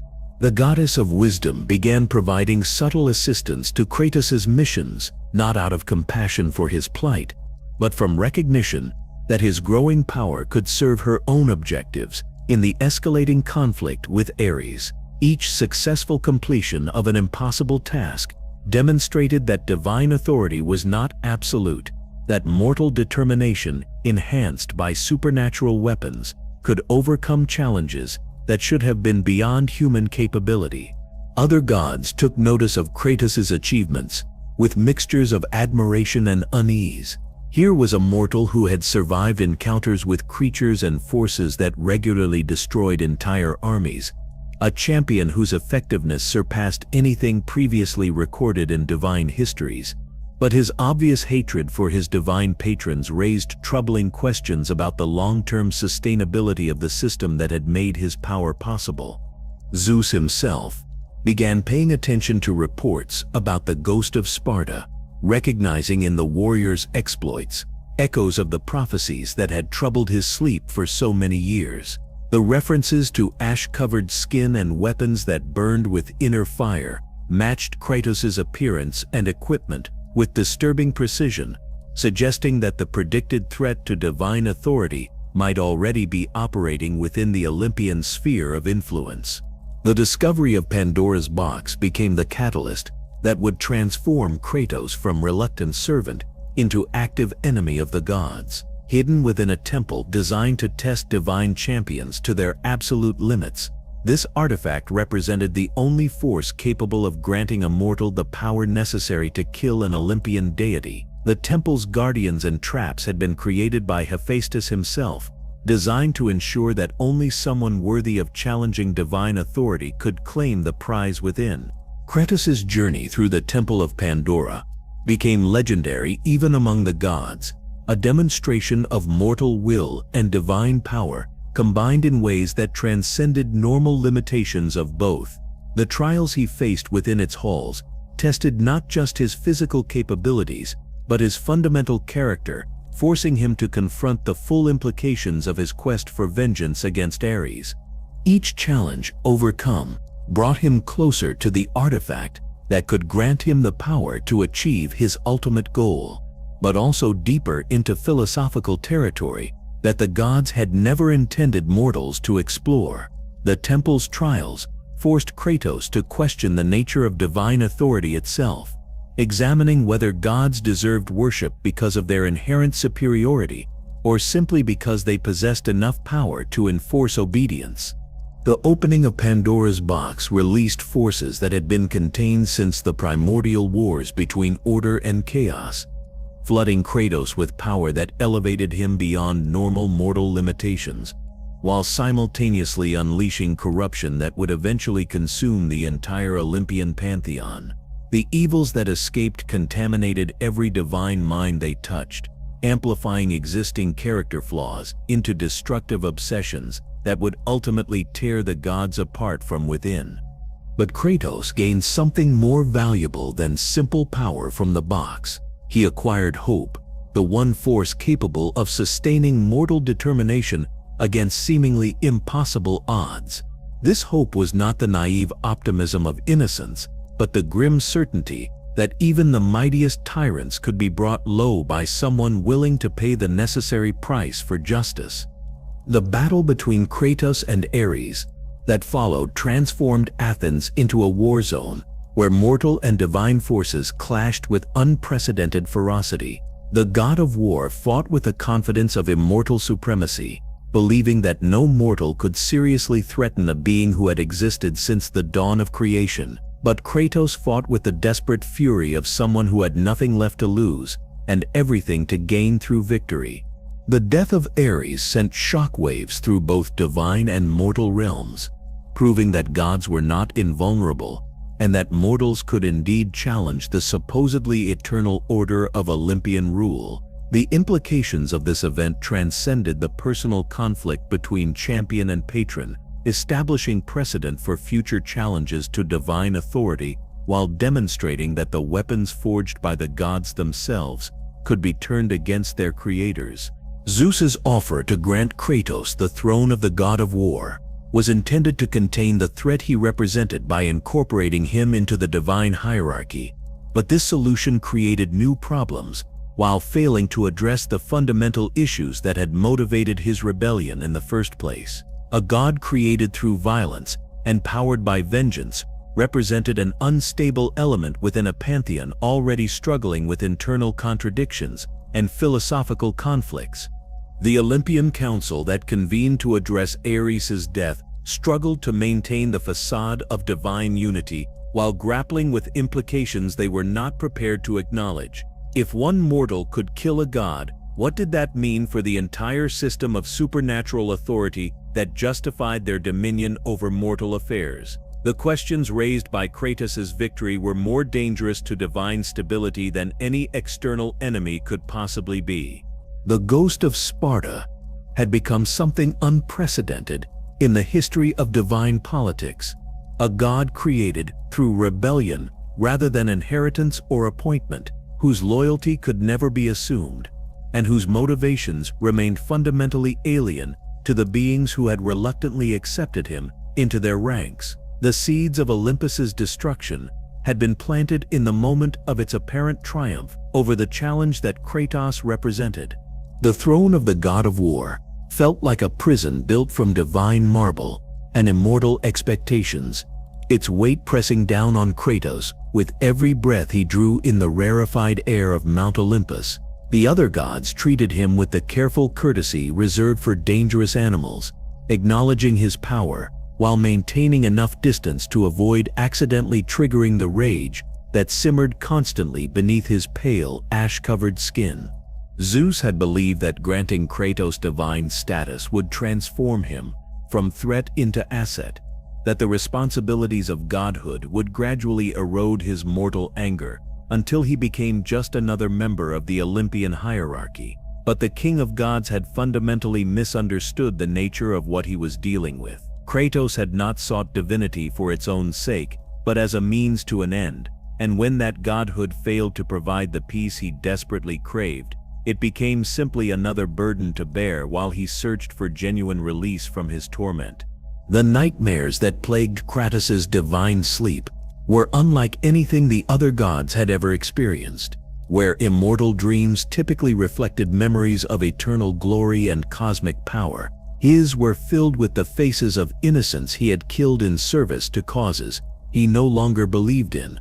Lysandra and Calliope appeared to him nightly, their voices carrying accusations that cut deeper than any mortal weapon ever could. Sleep became his enemy rather than his refuge, forcing him to remain conscious for weeks at a time, while his divine nature sustained his body through exhaustion that would have killed lesser beings. The other gods noticed his haggard appearance and erratic behavior, but attributed it to adjustment difficulties, rather than recognizing the deeper psychological wounds that would never heal, no matter how much divine power flowed through his veins. Athena observed his struggles with satisfaction rather than sympathy, recognizing that Kratos' torment made him increasingly useful for her own plans to reshape Olympian politics. A god who felt no loyalty to the existing hierarchy could be manipulated into serving as an agent of change, particularly if that change could be presented as serving his personal quest for redemption or revenge. The goddess of wisdom had begun providing Kratos with carefully selected missions that advanced her strategic objectives while feeding his need for increasingly dangerous challenges. Each task was designed to distance him further from the other gods, while simultaneously demonstrating that divine problems required solutions that transcended traditional approaches to immortal politics. Kratos' divine powers manifested in ways that disturbed even Zeus, combining the raw destructive force inherited from Ares with something darker and more personal that seemed to feed on suffering, rather than simply causing it. When he fought, reality itself seemed to bend around his weapons, allowing him to inflict damage that bypassed normal divine defenses while leaving wounds that healed slower than they should have. The other gods began avoiding direct confrontation with their newest member, not out of respect, but from genuine uncertainty about how their traditional powers would fare against someone whose divinity had been forged in vengeance rather than inherited through cosmic birthright. This isolation suited Kratos perfectly, as he had no desire to form bonds that might be used against him as his family ties had been. Hera's attempts to integrate him into Olympian social structures were met with cold politeness that made clear his complete disinterest in divine politics or protocol. Her elaborate banquets and ceremonial gatherings became exercises in maintaining facade, while everyone present understood that the god of war was fundamentally different from his predecessor and possibly dangerous in ways that none of them fully comprehended. Poseidon had taken a particular dislike to Kratos, viewing his elevation to divine status as validation of Zeus's increasingly arbitrary decision-making. The sea god's resentment about his own subordinate position within the supposed triumvirate had grown into active opposition to policies that seemed designed to reward rebellion rather than loyal service to established order. The philosophical implications of Kratos' presence among the gods created theological problems that none of the Olympians were prepared to address honestly. If a mortal could become divine through violence against an existing god, what did that mean for the entire concept of inherent divine superiority that justified their rule over mortal affairs? These questions became more pressing as reports filtered in from across the Mediterranean about mortals who had begun questioning whether gods deserved worship simply because they possessed supernatural power. The death of Ares had become the subject of whispered discussions in temples and marketplaces, with some viewing it as proof that divine authority was not absolute, while others saw it as validation of their faith in ultimate cosmic justice. Zeus's attempts to suppress these discussions through divine intervention only heightened interest in the story, creating a feedback loop where efforts to maintain stability actually increased the very instability they were meant to prevent. The king of gods found himself facing a crisis of legitimacy that could not be resolved through traditional applications of overwhelming force. The corruption that had been released from Pandora's box continued spreading through the divine hierarchy, amplifying existing character flaws into destructive obsessions that threatened the basic functionality of Olympian government. Zeus's paranoia had evolved into systematic surveillance of his fellow gods, while Hera's jealousy had become a consuming rage that affected weather patterns across the mortal world.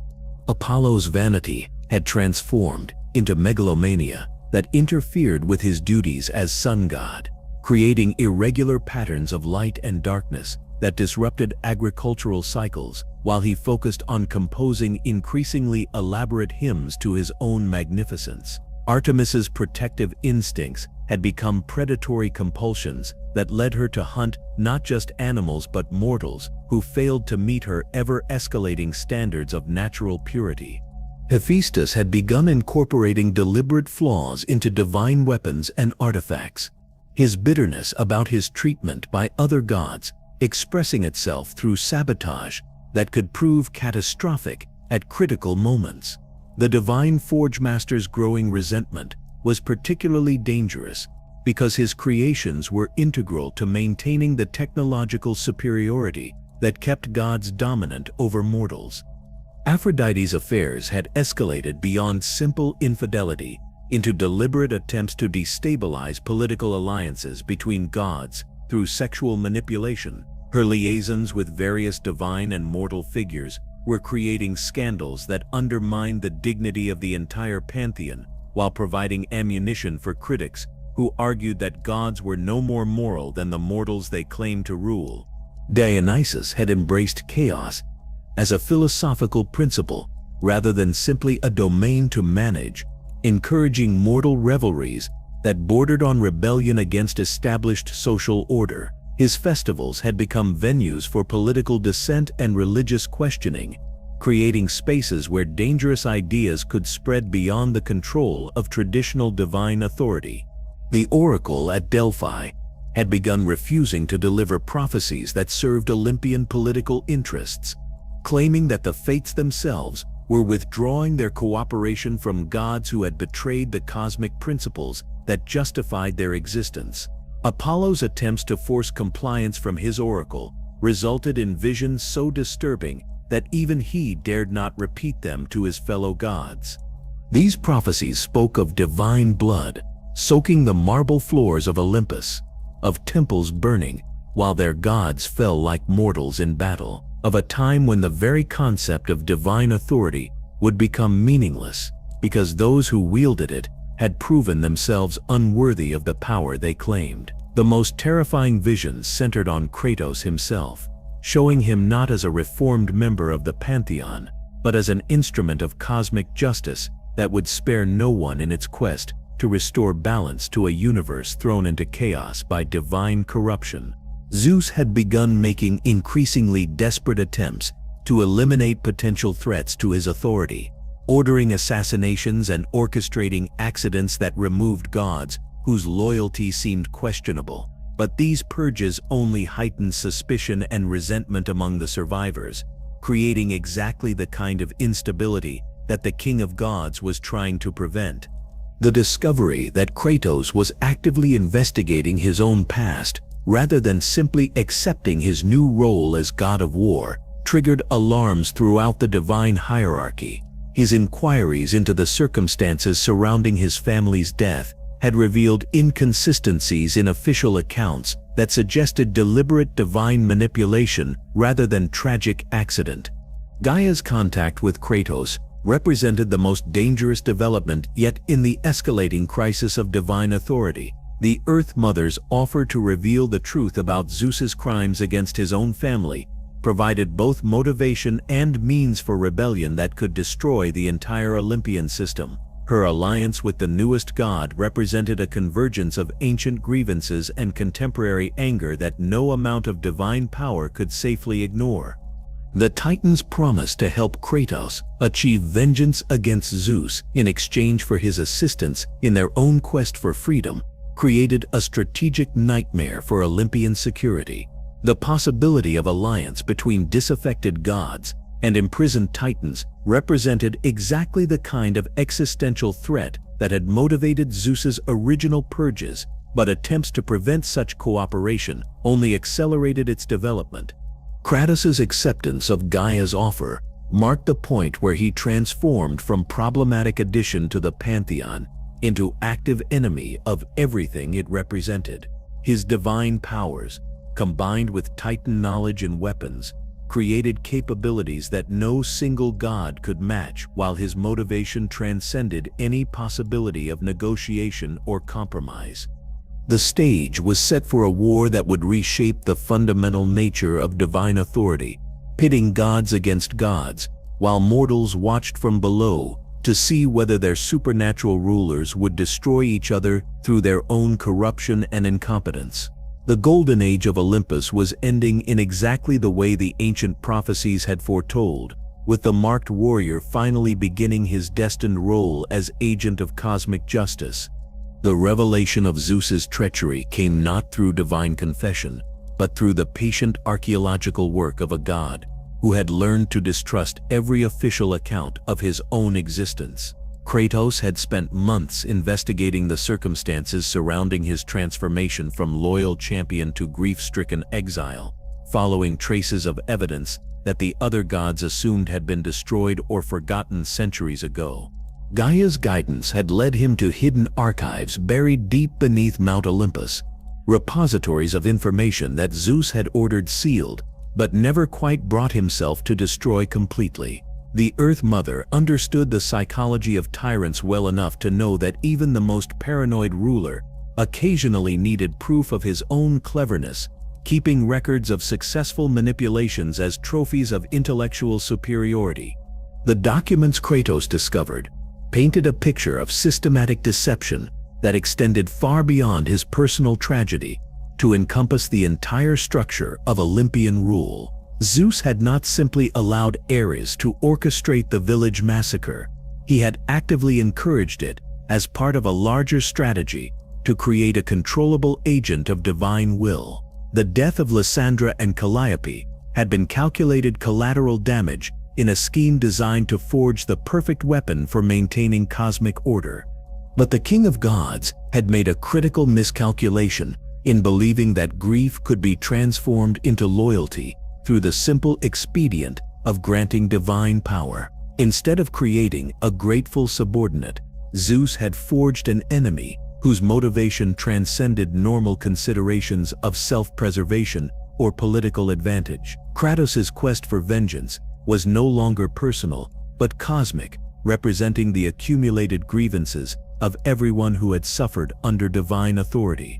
The discovery that his family's death had served Zeus's political objectives rather than resulting from tragic accident transformed Kratos' anger into something approaching religious fury. Every prayer he had offered for their souls, every moment of guilt he had endured over his failure to protect them, every sleepless night spent reliving their final moments had been based on lies designed to make him more useful to the very god who had ordered their deaths. Gaia's satisfaction at witnessing this revelation was evident in the way the Earth itself seemed to pulse with anticipation, as if the planet was eager to finally settle accounts with the upstart gods who had displaced its original children. The Titans' imprisonment in Tartarus had given them centuries to plan their return, while observing the corruption that had consumed their captors, waiting for the perfect opportunity to reclaim their rightful position as rulers of creation. The alliance between Kratos and the Titans represented more than simple cooperation between parties with shared enemies. It was a convergence of ancient justice and contemporary rage that threatened to unravel the entire fabric of divine authority. Where previous challenges to Olympian rule had been contained by Zeus's superior power and strategic thinking, This rebellion combined intimate knowledge of divine weaknesses with weapons capable of exploiting those vulnerabilities. Zeus's initial response to reports of Kratos' investigation was dismissive, reflecting his confidence that no single god could threaten a pantheon that had survived every challenge thrown against it for millennia. But as intelligence reports revealed the scope of the conspiracy forming against him, the king of gods began implementing desperate measures that had been unthinkable during the height of Olympian power. The betrayal of Kratos through the Colossus of Rhodes trap represented Zeus's first serious attempt to eliminate a perceived threat through direct action rather than political manipulation. The massive bronze statue had been constructed specifically to serve as an execution device, its divine engineering designed to drain godly power while inflicting maximum psychological torment on its victim. But the trap's failure revealed how fundamentally Zeus had misunderstood the nature of what he was fighting. Kratos' divine power was not simply inherited authority that could be revoked through superior force. It was earned strength forged through suffering that transcended normal limitations of immortal politics. His survival of what should have been certain death demonstrated that traditional divine advantages were insufficient against opponents who fought with nothing left to lose. Gaia's rescue of the falling god marked the moment when Titan involvement in the rebellion transformed from covert support to open warfare against Olympian authority. The Earth Mother's ability to manifest in the mortal realm despite her supposed imprisonment proved that Zeus's control over cosmic forces was less absolute than he had claimed, creating opportunities for challenges that previous generations of rebels had never possessed. The journey back through time to prevent Zeus's original betrayal represented the most audacious challenge to divine authority ever attempted, striking at the very foundations of cause and effect that maintained cosmic stability. The Sisters of Fate, who had always been portrayed as neutral arbiters of destiny, beyond the influence of any particular pantheon, revealed themselves to be partisan supporters of the established order, willing to violate their own principles to preserve Zeus's rule. Kratos' victory over the Fates demonstrated that even the most fundamental forces of cosmic order could be overcome by sufficient determination combined with appropriate power. His ability to alter the threads of destiny itself established precedent for challenges to authority that transcended normal political or military considerations, suggesting that mortal will enhanced by divine weapons could reshape reality according to its own vision of justice. The temporal manipulation that allowed Kratos to rally the Titans for their assault on Olympus created paradoxes that threatened the basic stability of existence itself. By changing past events while retaining memories of their original outcomes, he had created a timeline where effect preceded cause and consequence preceded action, introducing chaotic elements into a universe that depended on predictable relationships between events. The great ascent of the Titans transformed what had been philosophical disagreement about proper divine governance into existential warfare that would determine the fundamental nature of cosmic authority. The massive beings who climbed toward Olympus carried with them not just personal grievances, but the accumulated resentment of everyone who had suffered under the current system of divine rule. Zeus's mobilization of the remaining Olympian gods for defense of their realm revealed the extent to which internal corruption had weakened what had once been the most formidable concentration of supernatural power in existence. Gods who should have been united in face of external threat instead spent precious time positioning themselves for advantage in whatever new order might emerge from the coming conflict. Athena's decision to support her father, despite her previous cooperation with Kratos, reflected her calculation that Olympian victory was more likely than Titan success, but her loyalty was motivated by pragmatic considerations rather than genuine faith in Zeus's righteousness. The goddess of wisdom understood that divine civil wars typically ended with winners rebuilding systems that differed only cosmetically from what they had replaced. Poseidon's enthusiastic participation in the defense of Olympus stemmed from his recognition that Titan victory would eliminate any possibility of advancing his own claims to supreme authority. His rivalry with Zeus was temporarily set aside in favor of preserving a system where his ambitions remained theoretically achievable, though his commitment to this alliance was contingent on circumstances remaining favorable to his long-term objectives. Hades had emerged from his underworld domain for the first time in centuries, bringing with him legions of the dead who had been conscripted into divine service, regardless of their personal beliefs about the conflict's righteousness.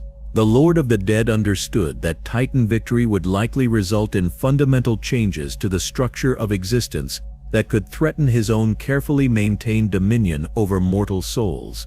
The battle lines being drawn represented more than simple political divisions. They reflected competing philosophies about the proper relationship between power and responsibility, between authority and accountability, between divine privilege and cosmic justice. The coming war would determine not just which gods ruled, but whether the very concept of divine rule could survive challenges from those it was supposed to serve. The corruption released from Pandora's box had reached critical mass, transforming manageable character flaws into destructive obsessions that prevented effective coordination between gods who should have been natural allies. Zeus's paranoia made him suspicious of subordinates whose loyalty was essential for victory, while other divine personalities had become so distorted by supernatural malevolence that they could barely function as coherent individuals. Kratos rode toward Olympus on Gaia's massive form, surrounded by titans whose hatred for their captors had been refined by centuries of imprisonment into perfect instruments of vengeance. But his alliance with these ancient beings was motivated by practical considerations rather than shared ideology. He understood that their victory would simply replace one form of tyranny with another, unless someone was prepared to break the cycle of divine succession entirely.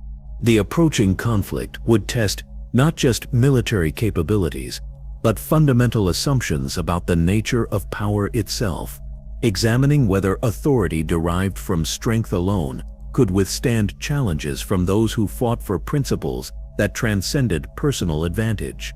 The golden age of Olympus was ending exactly as the ancient prophecies had foretold, but the nature of what would replace it remained to be determined by gods and mortals whose choices would reshape the cosmic order for generations to come.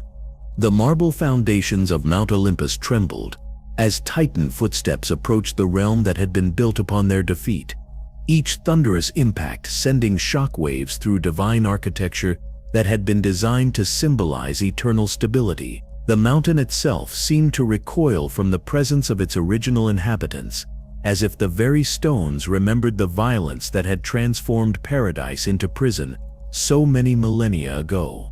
Kratos stood upon Gaia's shoulder, surveying the approaching battlefield with eyes that had learned to see through divine propaganda to the brutal realities underneath. The gleaming temples and golden palaces of Olympus appeared to him now as monuments to hypocrisy rather than achievements worthy of admiration, their beauty tainted by knowledge of the suffering that had financed their construction. The Olympian gods assembled for defense looked less like the majestic rulers of cosmic order and more like desperate tyrants facing judgment for crimes they had convinced themselves were justified by necessity. Zeus's lightning flickered with nervous energy, while Poseidon's trident dripped with ocean water that seemed somehow darker than it should have been, as if the sea itself had been contaminated by its master's growing desperation.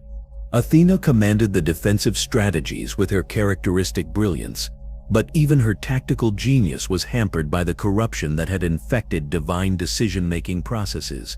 Her plans had to account not just for enemy capabilities, but for the possibility that her own allies might prioritize personal survival over collective victory, creating contingencies for betrayals that should have been unthinkable among family members. The first assault waves crashed against Olympian fortifications like tsunamis of primordial fury, with titans wielding powers that predated the current cosmic order by eons. Kronos himself had emerged from Tartarus carrying weapons forged in the earliest days of creation, artifacts whose very existence challenged the fundamental assumptions upon which Olympian authority had been constructed. Poseidon met the Titan advance with oceanic fury that turned the lower slopes of Mount Olympus into churning maelstroms of divine wrath. But his efforts were undermined by the realization that victory might simply result in Zeus claiming credit for defensive success while continuing to treat his brothers as subordinates rather than equals. The sea god's attacks became increasingly half-hearted as the battle progressed, his loyalty wavering in direct proportion to his growing awareness of how little his sacrifice would be appreciated. Kratos carved through divine defenders with methodical precision, his weapons singing through air, thick with ichor and supernatural energy, while his consciousness remained focused on the single objective that had driven him beyond the boundaries of sanity itself. Each god that fell before his blades brought him closer to the confrontation that had been inevitable since the moment Zeus first decided that mortal lives were acceptable casualties in maintaining divine authority. Hades had risen from his underworld domain, bringing legions of the dead to serve as cannon fodder in the defense of a system that had never treated them with anything approaching justice or compassion. But the spectral armies found themselves facing opponents whose grievances transcended death itself, ancient beings whose hatred had been purified by suffering into something that could not be deterred by threats of eternal punishment.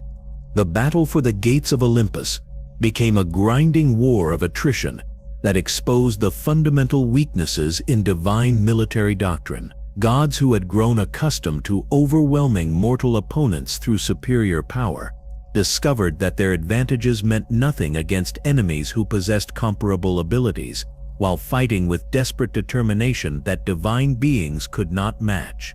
Apollo attempted to blind the attackers with solar radiance amplified beyond natural limits, but his vanity had become so consuming that he could not resist making his offensive displays aesthetically pleasing rather than militarily effective.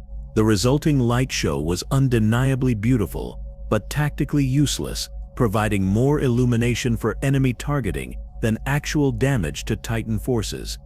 Artemis coordinated hunting parties designed to eliminate key Titan leaders through precision strikes, but her protective instincts had become so distorted by corruption that she found herself unable to distinguish between legitimate military targets and non-combatants who happened to be present in the war zone. Her arrows claimed victims on both sides with equal enthusiasm, creating chaos rather than strategic advantage. Hephaestus had prepared defensive weapons that should have been capable of repelling any assault, but his accumulated resentment against his fellow gods had led him to incorporate subtle flaws that became catastrophic failures at critical moments. Divine ballistae misfired when their targeting was most crucial, while supposedly impregnable barriers developed weaknesses that seemed almost deliberately engineered to benefit the attackers. Aphrodite's attempts to use her dominion over love and desire to seduce Titan champions away from their cause backfired spectacularly when her own corrupted nature made her advances repulsive rather than attractive. The goddess of beauty had become so focused on manipulation and control that she had lost the ability to inspire genuine affection, transforming what should have been her greatest strength into a liability that actually strengthened enemy resolve. Dionysus embraced the chaos of warfare with drunken enthusiasm that made him more dangerous to his allies than to his enemies, his wine-soaked celebrations creating disorder in defensive positions while providing no corresponding advantage against attacking forces. The god of revelry had lost the ability to distinguish between appropriate and destructive applications of his powers, becoming a force of pure entropy that served no strategic purpose. Hermes darted between battle zones carrying messages and intelligence that became increasingly unreliable as his natural mischievousness was amplified by supernatural malevolence into outright sabotage. His reports to Zeus contained just enough truth to maintain credibility, while including distortions that prevented effective coordination of defensive efforts, ensuring that Olympian responses were always slightly misaligned with actual threats. The corruption that had spread through the divine hierarchy was revealing itself as the Titan's greatest ally, turning what should have been unified resistance into a collection of individual efforts that often worked at cross purposes. Gods who should have been natural teammates found themselves competing for credit and positioning themselves for advantage in whatever new order might emerge from the conflict. Zeus himself had become so paranoid that he was more concerned with preventing divine subordinates from accumulating too much independent power than with actually defeating the rebellion that threatened to destroy everything he had built. His strategic decisions reflected his fear of successful generals who might challenge his authority rather than tactical requirements for victory against external enemies. The death of Poseidon marked the point where Olympian defense transformed from organized resistance into desperate individual survival efforts. The sea god's fall sent shockwaves through divine morale that could not be concealed by propaganda or inspired speeches, proving that even the mightiest Olympians were vulnerable to weapons wielded by sufficiently motivated opponents. Hades followed his brother into death with grim satisfaction, recognizing that his demise would fundamentally alter the cosmic balance between life and death in ways that none of the surviving participants fully understood. The Lord of the Dead had always known that his dominion was temporary, that eventually someone would arise with sufficient power to challenge the basic structure of existence itself. The systematic elimination of major Olympian deities created cascading failures in the supernatural systems that maintained cosmic order, with each divine death triggering environmental catastrophes in the mortal realm below. Oceans boiled away to nothing, while underground rivers of lava erupted through temple floors, transforming the landscape of the ancient world into a preview of apocalyptic devastation. Helios attempted to flee the battlefield rather than face certain death, but his cowardice only delayed the inevitable, while ensuring that his end would be particularly humiliating. The sun god's capture and execution became a public demonstration of how far divine authority had fallen, with cosmic forces that had once been revered as manifestations of natural law, revealed as expressions of individual will that could be extinguished through sufficient violence. Hermes suffered a similar fate when his attempts at negotiation were rejected by opponents who had no interest in preserving any aspect of the current system. The messenger god's death severed the last communication links between surviving Olympians, ensuring that whatever resistance they could still mount would be uncoordinated and ineffective.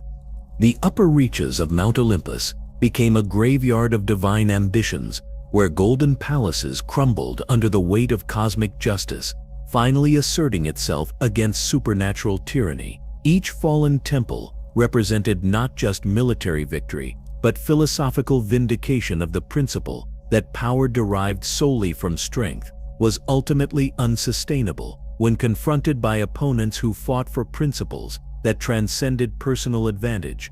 Kratos approached the final confrontation with Zeus carrying the accumulated grievances of everyone who had suffered under divine authority, his weapons enhanced by powers that reached beyond normal limitations of mortal capability into realms where determination could reshape reality itself. The Ghost of Sparta had become something unprecedented in the history of cosmic politics, a force of judgment that could not be deterred by threats or corrupted by offers of power. The stage was set for a final battle that would determine not just which god survived, but whether the entire concept of divine rule could withstand challenges from those it was supposed to serve, with implications that would reshape the fundamental relationship between power and responsibility for generations to come. The throne room of Zeus stood empty, except for the weight of impending judgment, its golden pillars reflecting the fires that now consumed the lower levels of Mount Olympus, while divine blood pooled in patterns that would never wash clean from marble floors. The King of Gods waited in solitude that felt more like abandonment, his fellow Olympians either dead or fled, leaving him to face alone the consequences of decisions that had seemed so rational when made from positions of absolute power. Kratos ascended the final stairway with methodical determination, each footstep echoing through chambers that had once hosted celebrations of divine superiority, but now served as monuments to the futility of authority built solely upon force. The blades of chaos dragged behind him, their chains scraping against stone, worn smooth by millennia of immortal feet that would never again walk these halls. Zeus had aged in ways that should have been impossible for an immortal being, his divine essence corroded by the corruption released from Pandora's box, until he resembled a caricature of the majestic ruler who had once commanded cosmic forces with casual gestures. The lightning that flickered around his form seemed weaker somehow, as if the very elements that had always answered his call were beginning to question whether he deserved their obedience. The revelation that emerged during their final confrontation struck deeper than any physical weapon could have reached, cutting through layers of justification and rationalization to expose truths that both father and son had spent decades avoiding. Zeus's confession that the village massacre had been orchestrated not by Ares alone, but with his direct approval, transformed what might have been a conflict between equals into something approaching cosmic justice, finally asserting itself against supernatural tyranny. But the King of Gods offered no apology for his actions, maintaining to the end that mortal lives were acceptable sacrifices in service of maintaining divine order. His defense of the decision to murder Lysandra and Calliope revealed a mindset so fundamentally corrupted by power that it had lost the ability to recognize other beings as deserving of moral consideration rather than simple resources to be managed or eliminated as circumstances required. Kratos listened to these justifications with the patience of someone who had finally found answers to questions that had tormented him for years, though the knowledge brought no satisfaction or peace. Understanding Zeus's motivations only emphasized how completely the Olympian system had failed in its basic responsibility to serve something greater than its own perpetuation, transforming protectors into predators and wisdom into sophisticated forms of selfishness. The battle between father and son began not with explosive violence, but with careful probing attacks, as each combatant sought to understand how divine power might be turned against itself. Zeus fought with the accumulated experience of millennia spent overwhelming opponents through superior force, while Kratos relied on techniques learned through suffering that transcended normal limitations of strength or skill.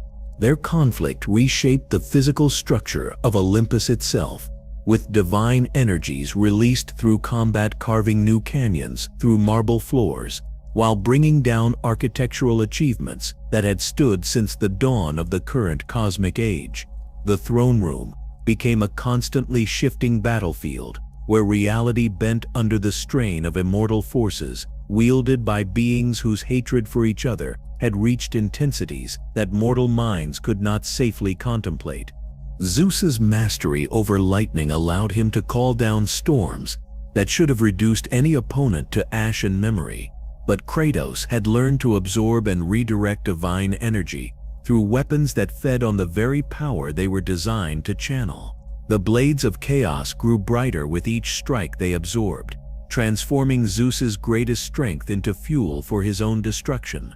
The psychological dimension of their combat proved more devastating than its physical aspects, with each exchange of blows accompanied by accusations and revelations that stripped away layers of pretense to expose the fundamental rottenness at the heart of Olympian authority. Zeus's claims about maintaining cosmic order were revealed as sophisticated justifications for personal convenience, while his professions of love for his children were exposed as manipulative performances designed to maintain useful loyalty. Kratos fought not just against his father's physical form, but against everything that divine authority had represented throughout his lifetime, channeling the rage of everyone who had suffered under supernatural tyranny into strikes that carried the weight of cosmic judgment. His weapons carved through Zeus's defenses with surgical precision, each wound calculated to cause maximum suffering while prolonging the agony of defeat. The corruption that had consumed the Olympian pantheon manifested visibly during their final confrontation, with Zeus's form shifting between majestic divinity and monstrous parody as his true nature was finally revealed without the disguises that had concealed it for so long. The king of gods appeared sometimes as the noble ruler of cosmic order, and sometimes as a twisted creature whose beauty had been inverted into something that inspired revulsion rather than worship.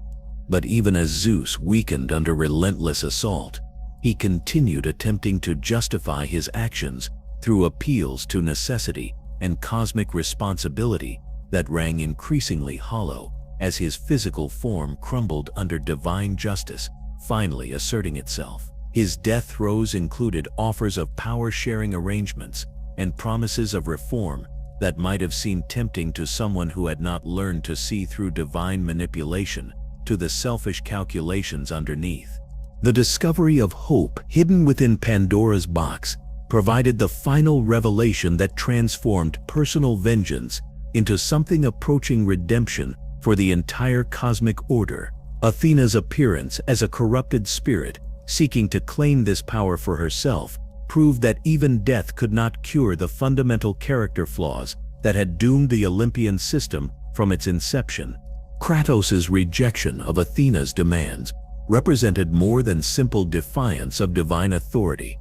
It demonstrated that the cycle of corruption and abuse could be broken through choices that prioritized principle over power. His decision to release hope into the mortal world rather than keeping it for himself established precedent for leadership that served others rather than exploiting them for personal advantage.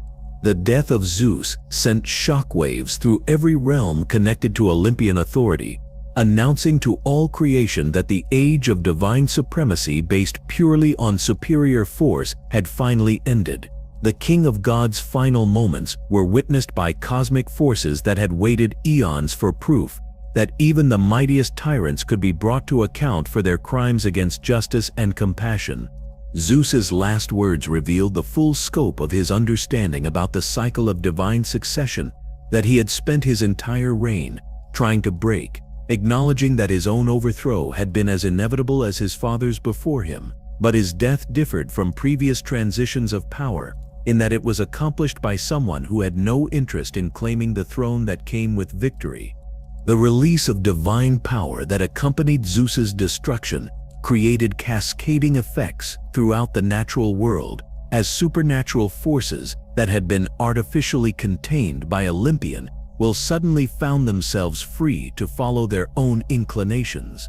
Weather patterns shifted dramatically, while geographical features transformed in response to the absence of controlling intelligences that had shaped them for millennia. Kratos stood over his father's corpse, feeling neither satisfaction nor peace, only the hollow emptiness that comes from achieving goals that cannot restore what has been lost. The completion of his quest for vengeance had not returned his family to life or erased the guilt that would follow him forever, demonstrating that some wounds are too deep to heal, even through perfect justice. The destruction of the Olympian pantheon left behind questions about divine authority and cosmic order that could not be answered through force alone, requiring new approaches to the fundamental problems of power and responsibility that had corrupted every previous system of supernatural government. The old world was ending, but what would replace it remained to be determined by choices yet to be made. Mount Olympus itself began crumbling as the magical forces that had sustained its impossible architecture dissipated with the death of their creators, creating avalanches of marble and gold that would bury the evidence of divine corruption beneath geological strata, where future archaeologists might someday uncover fragments of a civilization that had destroyed itself through its own moral failures. The Ghost of Sparta departed from the ruins of heaven, carrying knowledge that would reshape his understanding of power and responsibility. Though the application of these lessons would require journeys to realms where different mythologies offered their own interpretations of divine authority and cosmic justice. The Mediterranean world lay in ruins beneath skies that no longer knew their proper colors, with seas that had forgotten their boundaries, and mountains that shifted like restless sleepers, disturbed by nightmares they could not escape. The death of the Olympian Pantheon had created a void in the cosmic order that nature itself struggled to fill, improvising new patterns of existence while mourning the loss of ancient rhythms that had governed reality for millennia. Kratos wandered through this transformed landscape like a ghost seeking absolution in a world where forgiveness had become as impossible as the restoration of the dead. Greece no longer resembled the proud civilization that had spawned philosophers and warriors in equal measure. It had become a warning about the consequences of allowing power to become separated from wisdom and compassion from strength. The temples that had once hosted celebrations of divine glory now stood as monuments to the futility of worshipping beings who viewed their subjects as resources rather than responsibilities. Marble columns lay shattered across courtyards where priests had offered prayers to gods who had answered with manipulation instead of guidance, leaving behind only the bitter knowledge that divinity was no guarantee of morality or wisdom. Villages that had survived the initial chaos of divine warfare found themselves struggling with fundamental questions about the nature of existence itself. Without gods to provide meaning and purpose, mortals were forced to confront the possibility that they might be responsible for creating their own significance, rather than simply following orders handed down from supernatural authorities whose legitimacy had been based solely on superior power. The philosophers who emerged from this theological vacuum developed new systems of thought that emphasized human agency and moral responsibility rather than divine command and unquestioning obedience. Their teachings spread throughout the ruins of the ancient world, carried by refugees who had learned that no external authority could be trusted to provide protection or purpose without demanding sacrifices that ultimately proved too costly to sustain. Kratos himself had become a figure of legend, whose story was told in whispered conversations around campfires, where survivors gathered to share memories of the world that had been lost. Some portrayed him as a hero who had freed humanity from tyrannical gods, while others viewed him as a destroyer whose actions had brought about unnecessary suffering and chaos. But the man himself felt neither heroic nor villainous, only empty in ways that no amount of achievement or recognition could fill. The completion of his quest for vengeance had not restored his capacity for joy or love. It had simply replaced one form of torment with another, trading the agony of helpless rage for the hollow ache of purposeless existence. His search for meaning in this transformed world led him ever northward, following rumors and legends about lands where different gods ruled according to different principles. The reports he heard suggested that Norse deities governed their realms through concepts of honor and fate rather than simple dominance, though he had learned to be skeptical of any claims about divine virtue or wisdom. The journey from the Mediterranean basin to the forests of Midgard took years to complete, partly because of the physical distances involved, but mainly because Kratos needed time to process the implications of everything he had experienced and done. The transformation from loyal champion to god-killer had required fundamental changes in his understanding of power, responsibility, and the relationship between strength and justice. The northern lands he eventually reached were unlike anything he had encountered in his previous travels, with forests that seemed to possess their own intelligence and weather patterns that responded to emotional currents rather than simple atmospheric pressure. The air itself carried hints of magic that felt different from the corrupted divine energy he had learned to recognize in Greek territories. His first encounters with Norse culture revealed a mythology that emphasized cyclical time and inevitable endings rather than the eternal dominance that had characterized Olympian theology. The concept of Ragnarok, the prophesied twilight of the gods, suggested that even the Norse deities understood their own mortality, and the temporary nature of any system of divine authority. This philosophical framework appealed to someone who had witnessed firsthand how divine power could corrupt even the most well-intentioned rulers over sufficient time. The Norse acknowledgement that their own reign would eventually end seemed to offer possibilities for more sustainable forms of supernatural governance, though Kratos remained cautious about trusting any pantheon's claims about their own virtue. The woman who would become his wife represented everything that had been missing from his previous existence, offering love that demanded nothing in return and acceptance that did not depend on achievements or demonstrations of worth. Faye possessed wisdom that had been earned through suffering rather than inherited through divine birthright, along with strength that manifested through compassion rather than domination. Their courtship and marriage provided Kratos with experiences he had forgotten were possible, reawakening emotions that he had assumed were permanently destroyed by the blades of chaos and the corruption they had spread through his soul. For the first time since his family's death, he began to hope that redemption might be achievable through choices that served others rather than simply satisfying personal desires for revenge or validation.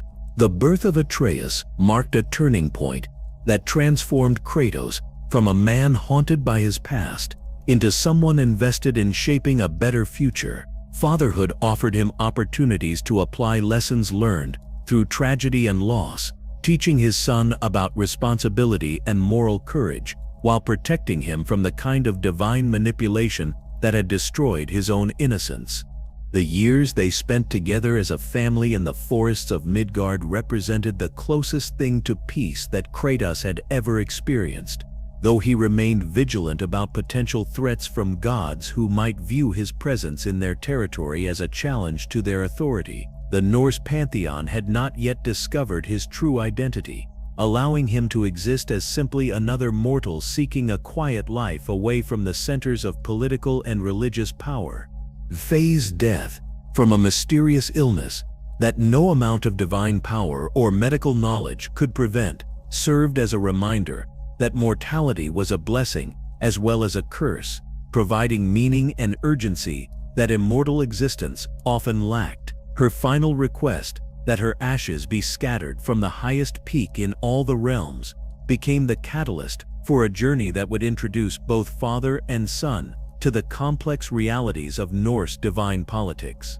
The decision to honor his wife's wishes, despite the obvious dangers involved, demonstrated how completely Kratos had transformed from the man who had once served Ares without questioning the morality of his orders. He now understood that love sometimes required accepting risks that logic would counsel against, choosing emotional truth over tactical advantage when the two came into conflict. Atreus had grown up unaware of his father's true history, or the divine blood that flowed through his own veins, protected by parental love that sought to preserve his innocence for as long as possible. But the journey to fulfill his mother's final wish would inevitably expose him to forces that would challenge everything he thought he knew about his family and himself. The Norse mythology they were about to encounter operated according to different rules than the Greek pantheon Kratos had destroyed, with gods who claimed to serve cosmic principles rather than simply pursuing personal power. But his experience with divine propaganda had taught him to remain skeptical of such claims until they could be verified through observation of actual behavior rather than official proclamations. The stage was being set for encounters that would test whether the lessons learned through destroying one pantheon could be applied to understanding and potentially reforming another, with implications that would determine whether divine authority could ever be exercised responsibly, or whether all forms of supernatural power inevitably led to corruption and abuse. The forests of Midgard held secrets that would reshape both father and son's understanding of their place in the cosmic order, introducing them to conflicts and challenges that would require everything Kratos had learned about the relationship between power and responsibility, while teaching Atreus about the complex heritage he had inherited from both sides of his family tree. The first sign that their quiet life in Midgard was ending came not through divine revelation or prophetic vision, but through the simple reality of a son asking questions about his heritage that could no longer be answered with protective lies. Atreus had grown from curious child into thoughtful young man whose intelligence demanded explanations for inconsistencies he had begun noticing in his father's carefully constructed version of their family history. The morning they set out to honor Faye's final wishes carried an weight of inevitability that Kratos recognized from his experiences with fate and prophecy, though he hoped that Norse mythology might prove more flexible than the rigid determinism that had characterized Greek divine politics. The forest around their home seemed different somehow, as if the very trees were holding their breath in anticipation of events that would reshape the fundamental balance of power throughout the 9 realms.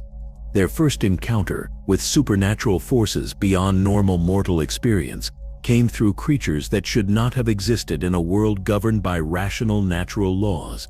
Draugr emerged from ancient burial sites with appetites for violence that transcended normal undead behavior, while dark elves displayed organizational capabilities that suggested intelligence directing their actions rather than simple predatory instinct.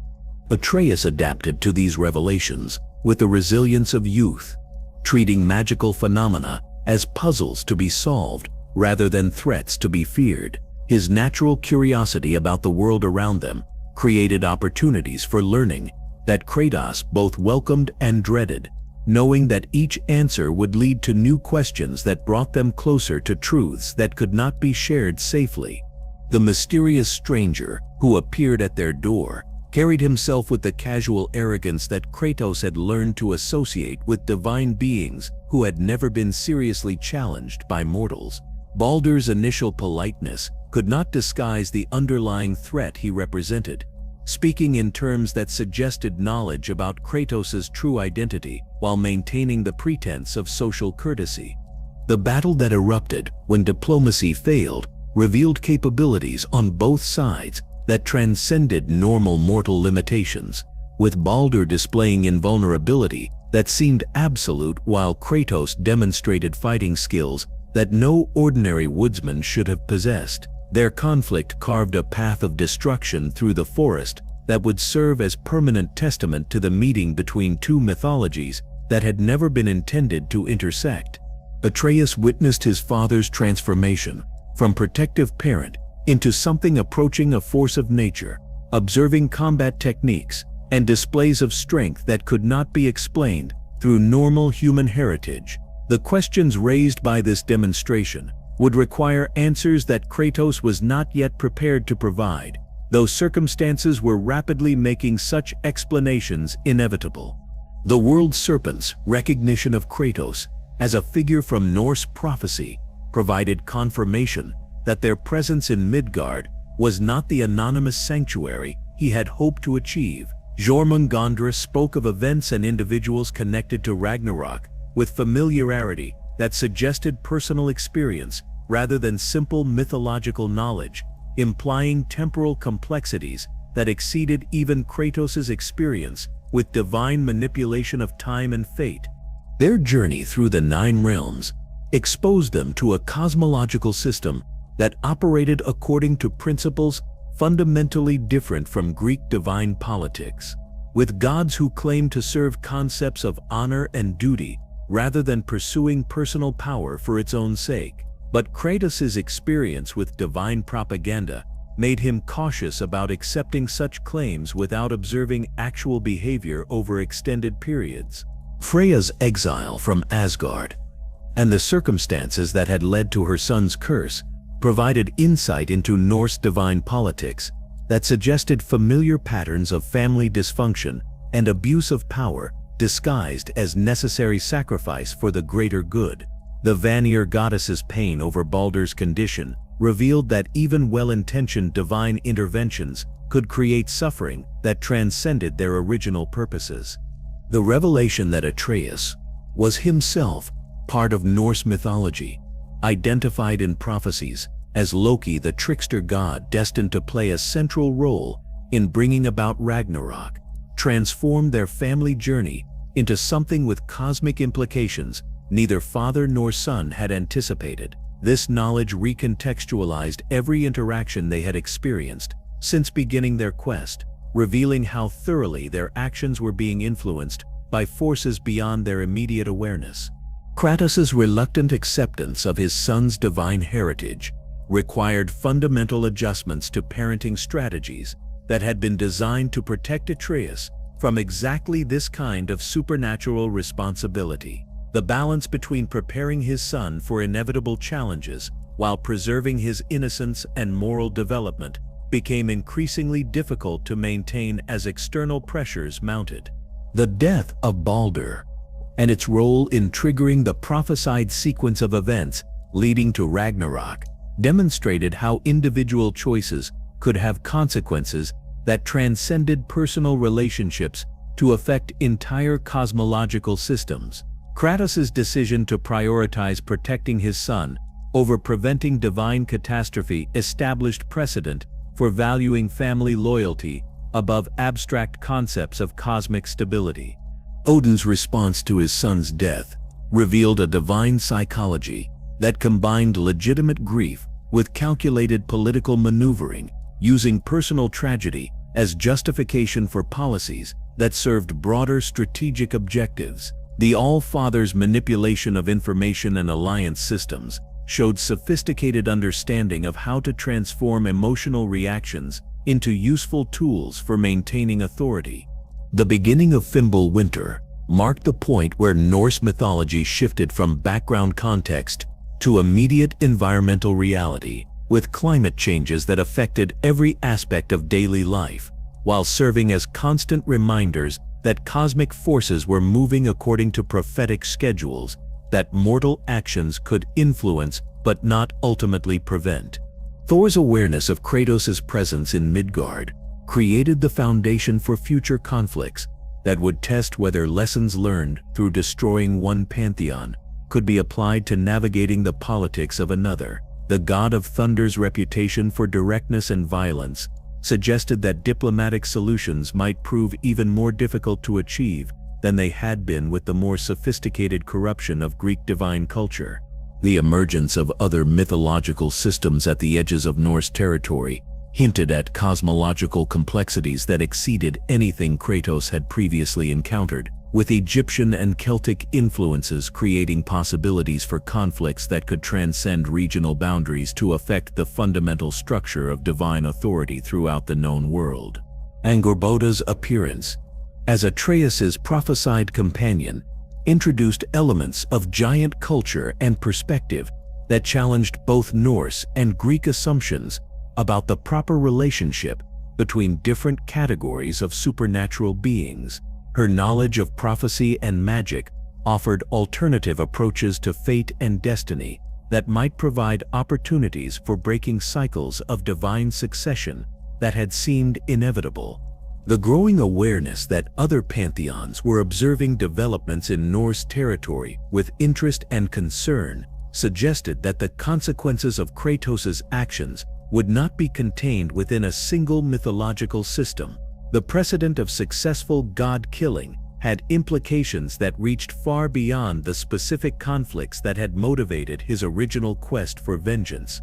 The tools and weapons discovered throughout their journey revealed technological and magical capabilities that surpassed anything from the Greek period, suggesting that Norse divine culture had achieved innovations that might prove crucial for addressing challenges that had proven insurmountable for previous pantheons. The stage was being set for confrontations that would determine whether divine authority could evolve beyond the patterns of corruption and abuse that had characterized previous mythological systems, with the relationship between Kratos and Atreus serving as a test case for whether supernatural power could be exercised responsibly when guided by principles of love and moral development rather than simple dominance and control.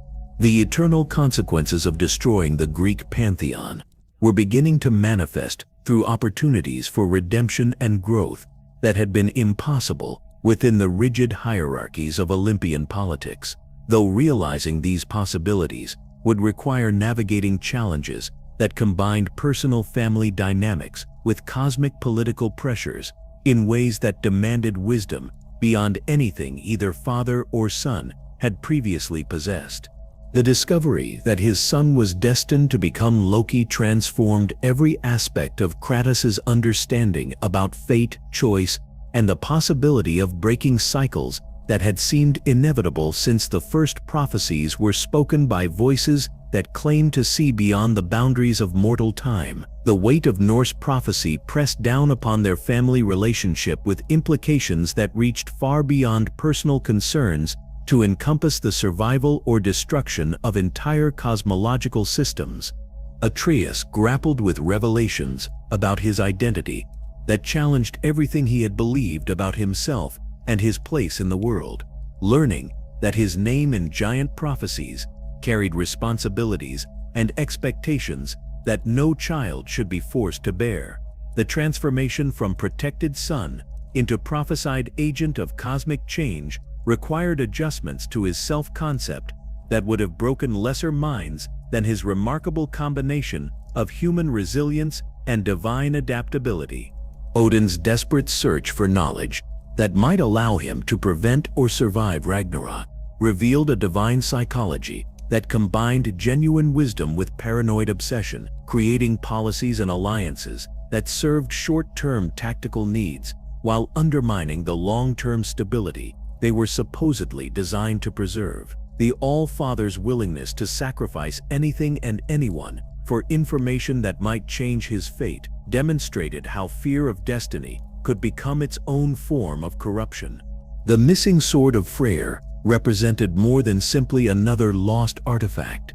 It symbolized the Norse pantheon's gradual abandonment of the principles that had originally justified their authority, trading away sources of strength in pursuit of temporary advantages that left them increasingly vulnerable to the very threats they were trying to avoid. The weapon's absence would prove crucial during conflicts that required every possible resource for survival. Thor's inevitable confrontation with Kratos carried implications that transcended personal rivalry between powerful individuals, representing a collision between different philosophies of strength and responsibility that would test whether violence could ever serve constructive purposes, or whether all applications of superior force ultimately led to corruption and abuse of power. The time travel elements that began manifesting around their journey suggested that Norse cosmology included temporal complexities that exceeded even Greek divine manipulation of cause and effect, with prophecies that seemed to create the very events they predicted, while offering tantalizing possibilities for changing outcomes through choices that had not yet been made. Angrboda's role as Atreus's prophesied companion brought giant perspectives on fate and freedom that challenged both Norse and Greek assumptions about the relationship between destiny and individual agency. Her knowledge of magic and prophecy offered alternative approaches to cosmic problems that might provide solutions unavailable through traditional divine authority or simple rebellion against supernatural power. The emergence of Egyptian mythological influences at the edges of their awareness hinted at cosmological connections that could reshape understanding of how different pantheons related to each other, and whether conflicts between mythological systems were inevitable or could be resolved through cooperation and mutual respect rather than conquest and domination. Freya's transformation from ally to enemy demonstrated how personal grief could override political wisdom when individuals possessed enough power to act on emotional impulses without considering broader consequences. Her quest for vengeance against Kratos for killing her son paralleled his own earlier journey, while offering opportunities for him to understand how his actions appeared to those who had been affected by them. The growing awareness that multiple pantheons were positioning themselves for advantage in whatever new cosmic order might emerge from Ragnarok created strategic complexities that no single mythological system could address adequately. The precedent of successful challenges to divine authority had implications that reached far beyond Norse territory to affect fundamental assumptions about supernatural power throughout the known world. Surt's role as the prophesied destroyer of Asgard represented forces of change that transcended personal motivations or individual grievances, embodying cosmic principles of renewal and transformation that operated according to schedules that mortal understanding could barely comprehend. His cooperation with or opposition to Kratos and Atreus would help determine whether Ragnarok represented ending or beginning. The weapons and artifacts they discovered throughout their expanded journey revealed technological and magical capabilities that suggested Norse divine culture had achieved innovations that might prove crucial for addressing challenges that had destroyed previous pantheons. The relationship between craftsmanship and cosmic responsibility offered models for how supernatural power might be exercised constructively rather than simply for domination. Heimdall's ability to foresee all possible futures created tactical challenges that required new approaches to conflict resolution, forcing both father and son to develop strategies based on principles and character, rather than simple planning and force. The Guardian of Bifrost represented divine capabilities that could not be overcome through traditional methods of opposition. The revelation that Faye had been a giant with her own prophetic knowledge recontextualized their entire family history, suggesting that even their meeting and marriage had been influenced by cosmic forces that operated according to schedules and purposes that exceeded personal choice. This knowledge raised troubling questions about the nature of free will in a universe where prophecy seemed to create its own fulfillment. The growing tension between Kratos' desire to protect his son from supernatural responsibility and Atreus' need to embrace his role as Loki created family dynamics that paralleled larger conflicts between individual agency and cosmic destiny. Their relationship would serve as a test case for whether love and wisdom could guide supernatural power toward constructive purposes.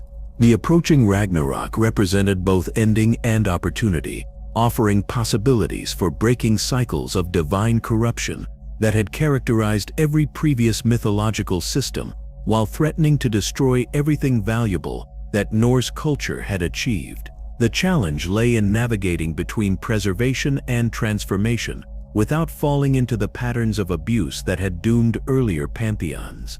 The discovery that other mythologies were actively monitoring developments in Norse territory suggested that the consequences of their actions would not be contained within a single cosmological system. The precedent of successful god-killing combined with evidence of divine vulnerability created pressures that affected supernatural politics throughout the known world. The tools and weapons of the Norse gods revealed philosophical approaches to power that differed significantly from Greek divine culture, with emphasis on craftsmanship and responsibility rather than simple domination. Whether these differences represented genuine improvement or merely more sophisticated forms of control remained to be determined through observation of actual behavior under pressure. Kratos' evolution, from destroyer of gods to protector of cosmic balance, required fundamental changes in his understanding of strength and responsibility, learning that true power lay not in the ability to overcome opposition, but in the wisdom to know when violence was necessary and when it would only create greater problems than it solved. The complete God of War timeline reveals not just the destruction of divine tyranny, but the possibility that supernatural power could be exercised according to principles of love, wisdom, and moral development, rather than simple dominance and control. The journey from Greece to Midgard represents more than geographical relocation. It embodies the transformation from vengeance to redemption, from destruction to construction, from ending cycles to beginning new ones. The future remains unwritten, shaped by choices yet to be made by individuals who understand that power without responsibility leads inevitably to corruption, while strength guided by love and wisdom might finally break the eternal cycle of divine succession that has claimed every pantheon that came before. Whether this hope proves justified will depend on lessons learned through loss and redeemed through love, with implications that will reshape the fundamental relationship between power and justice for generations yet to come.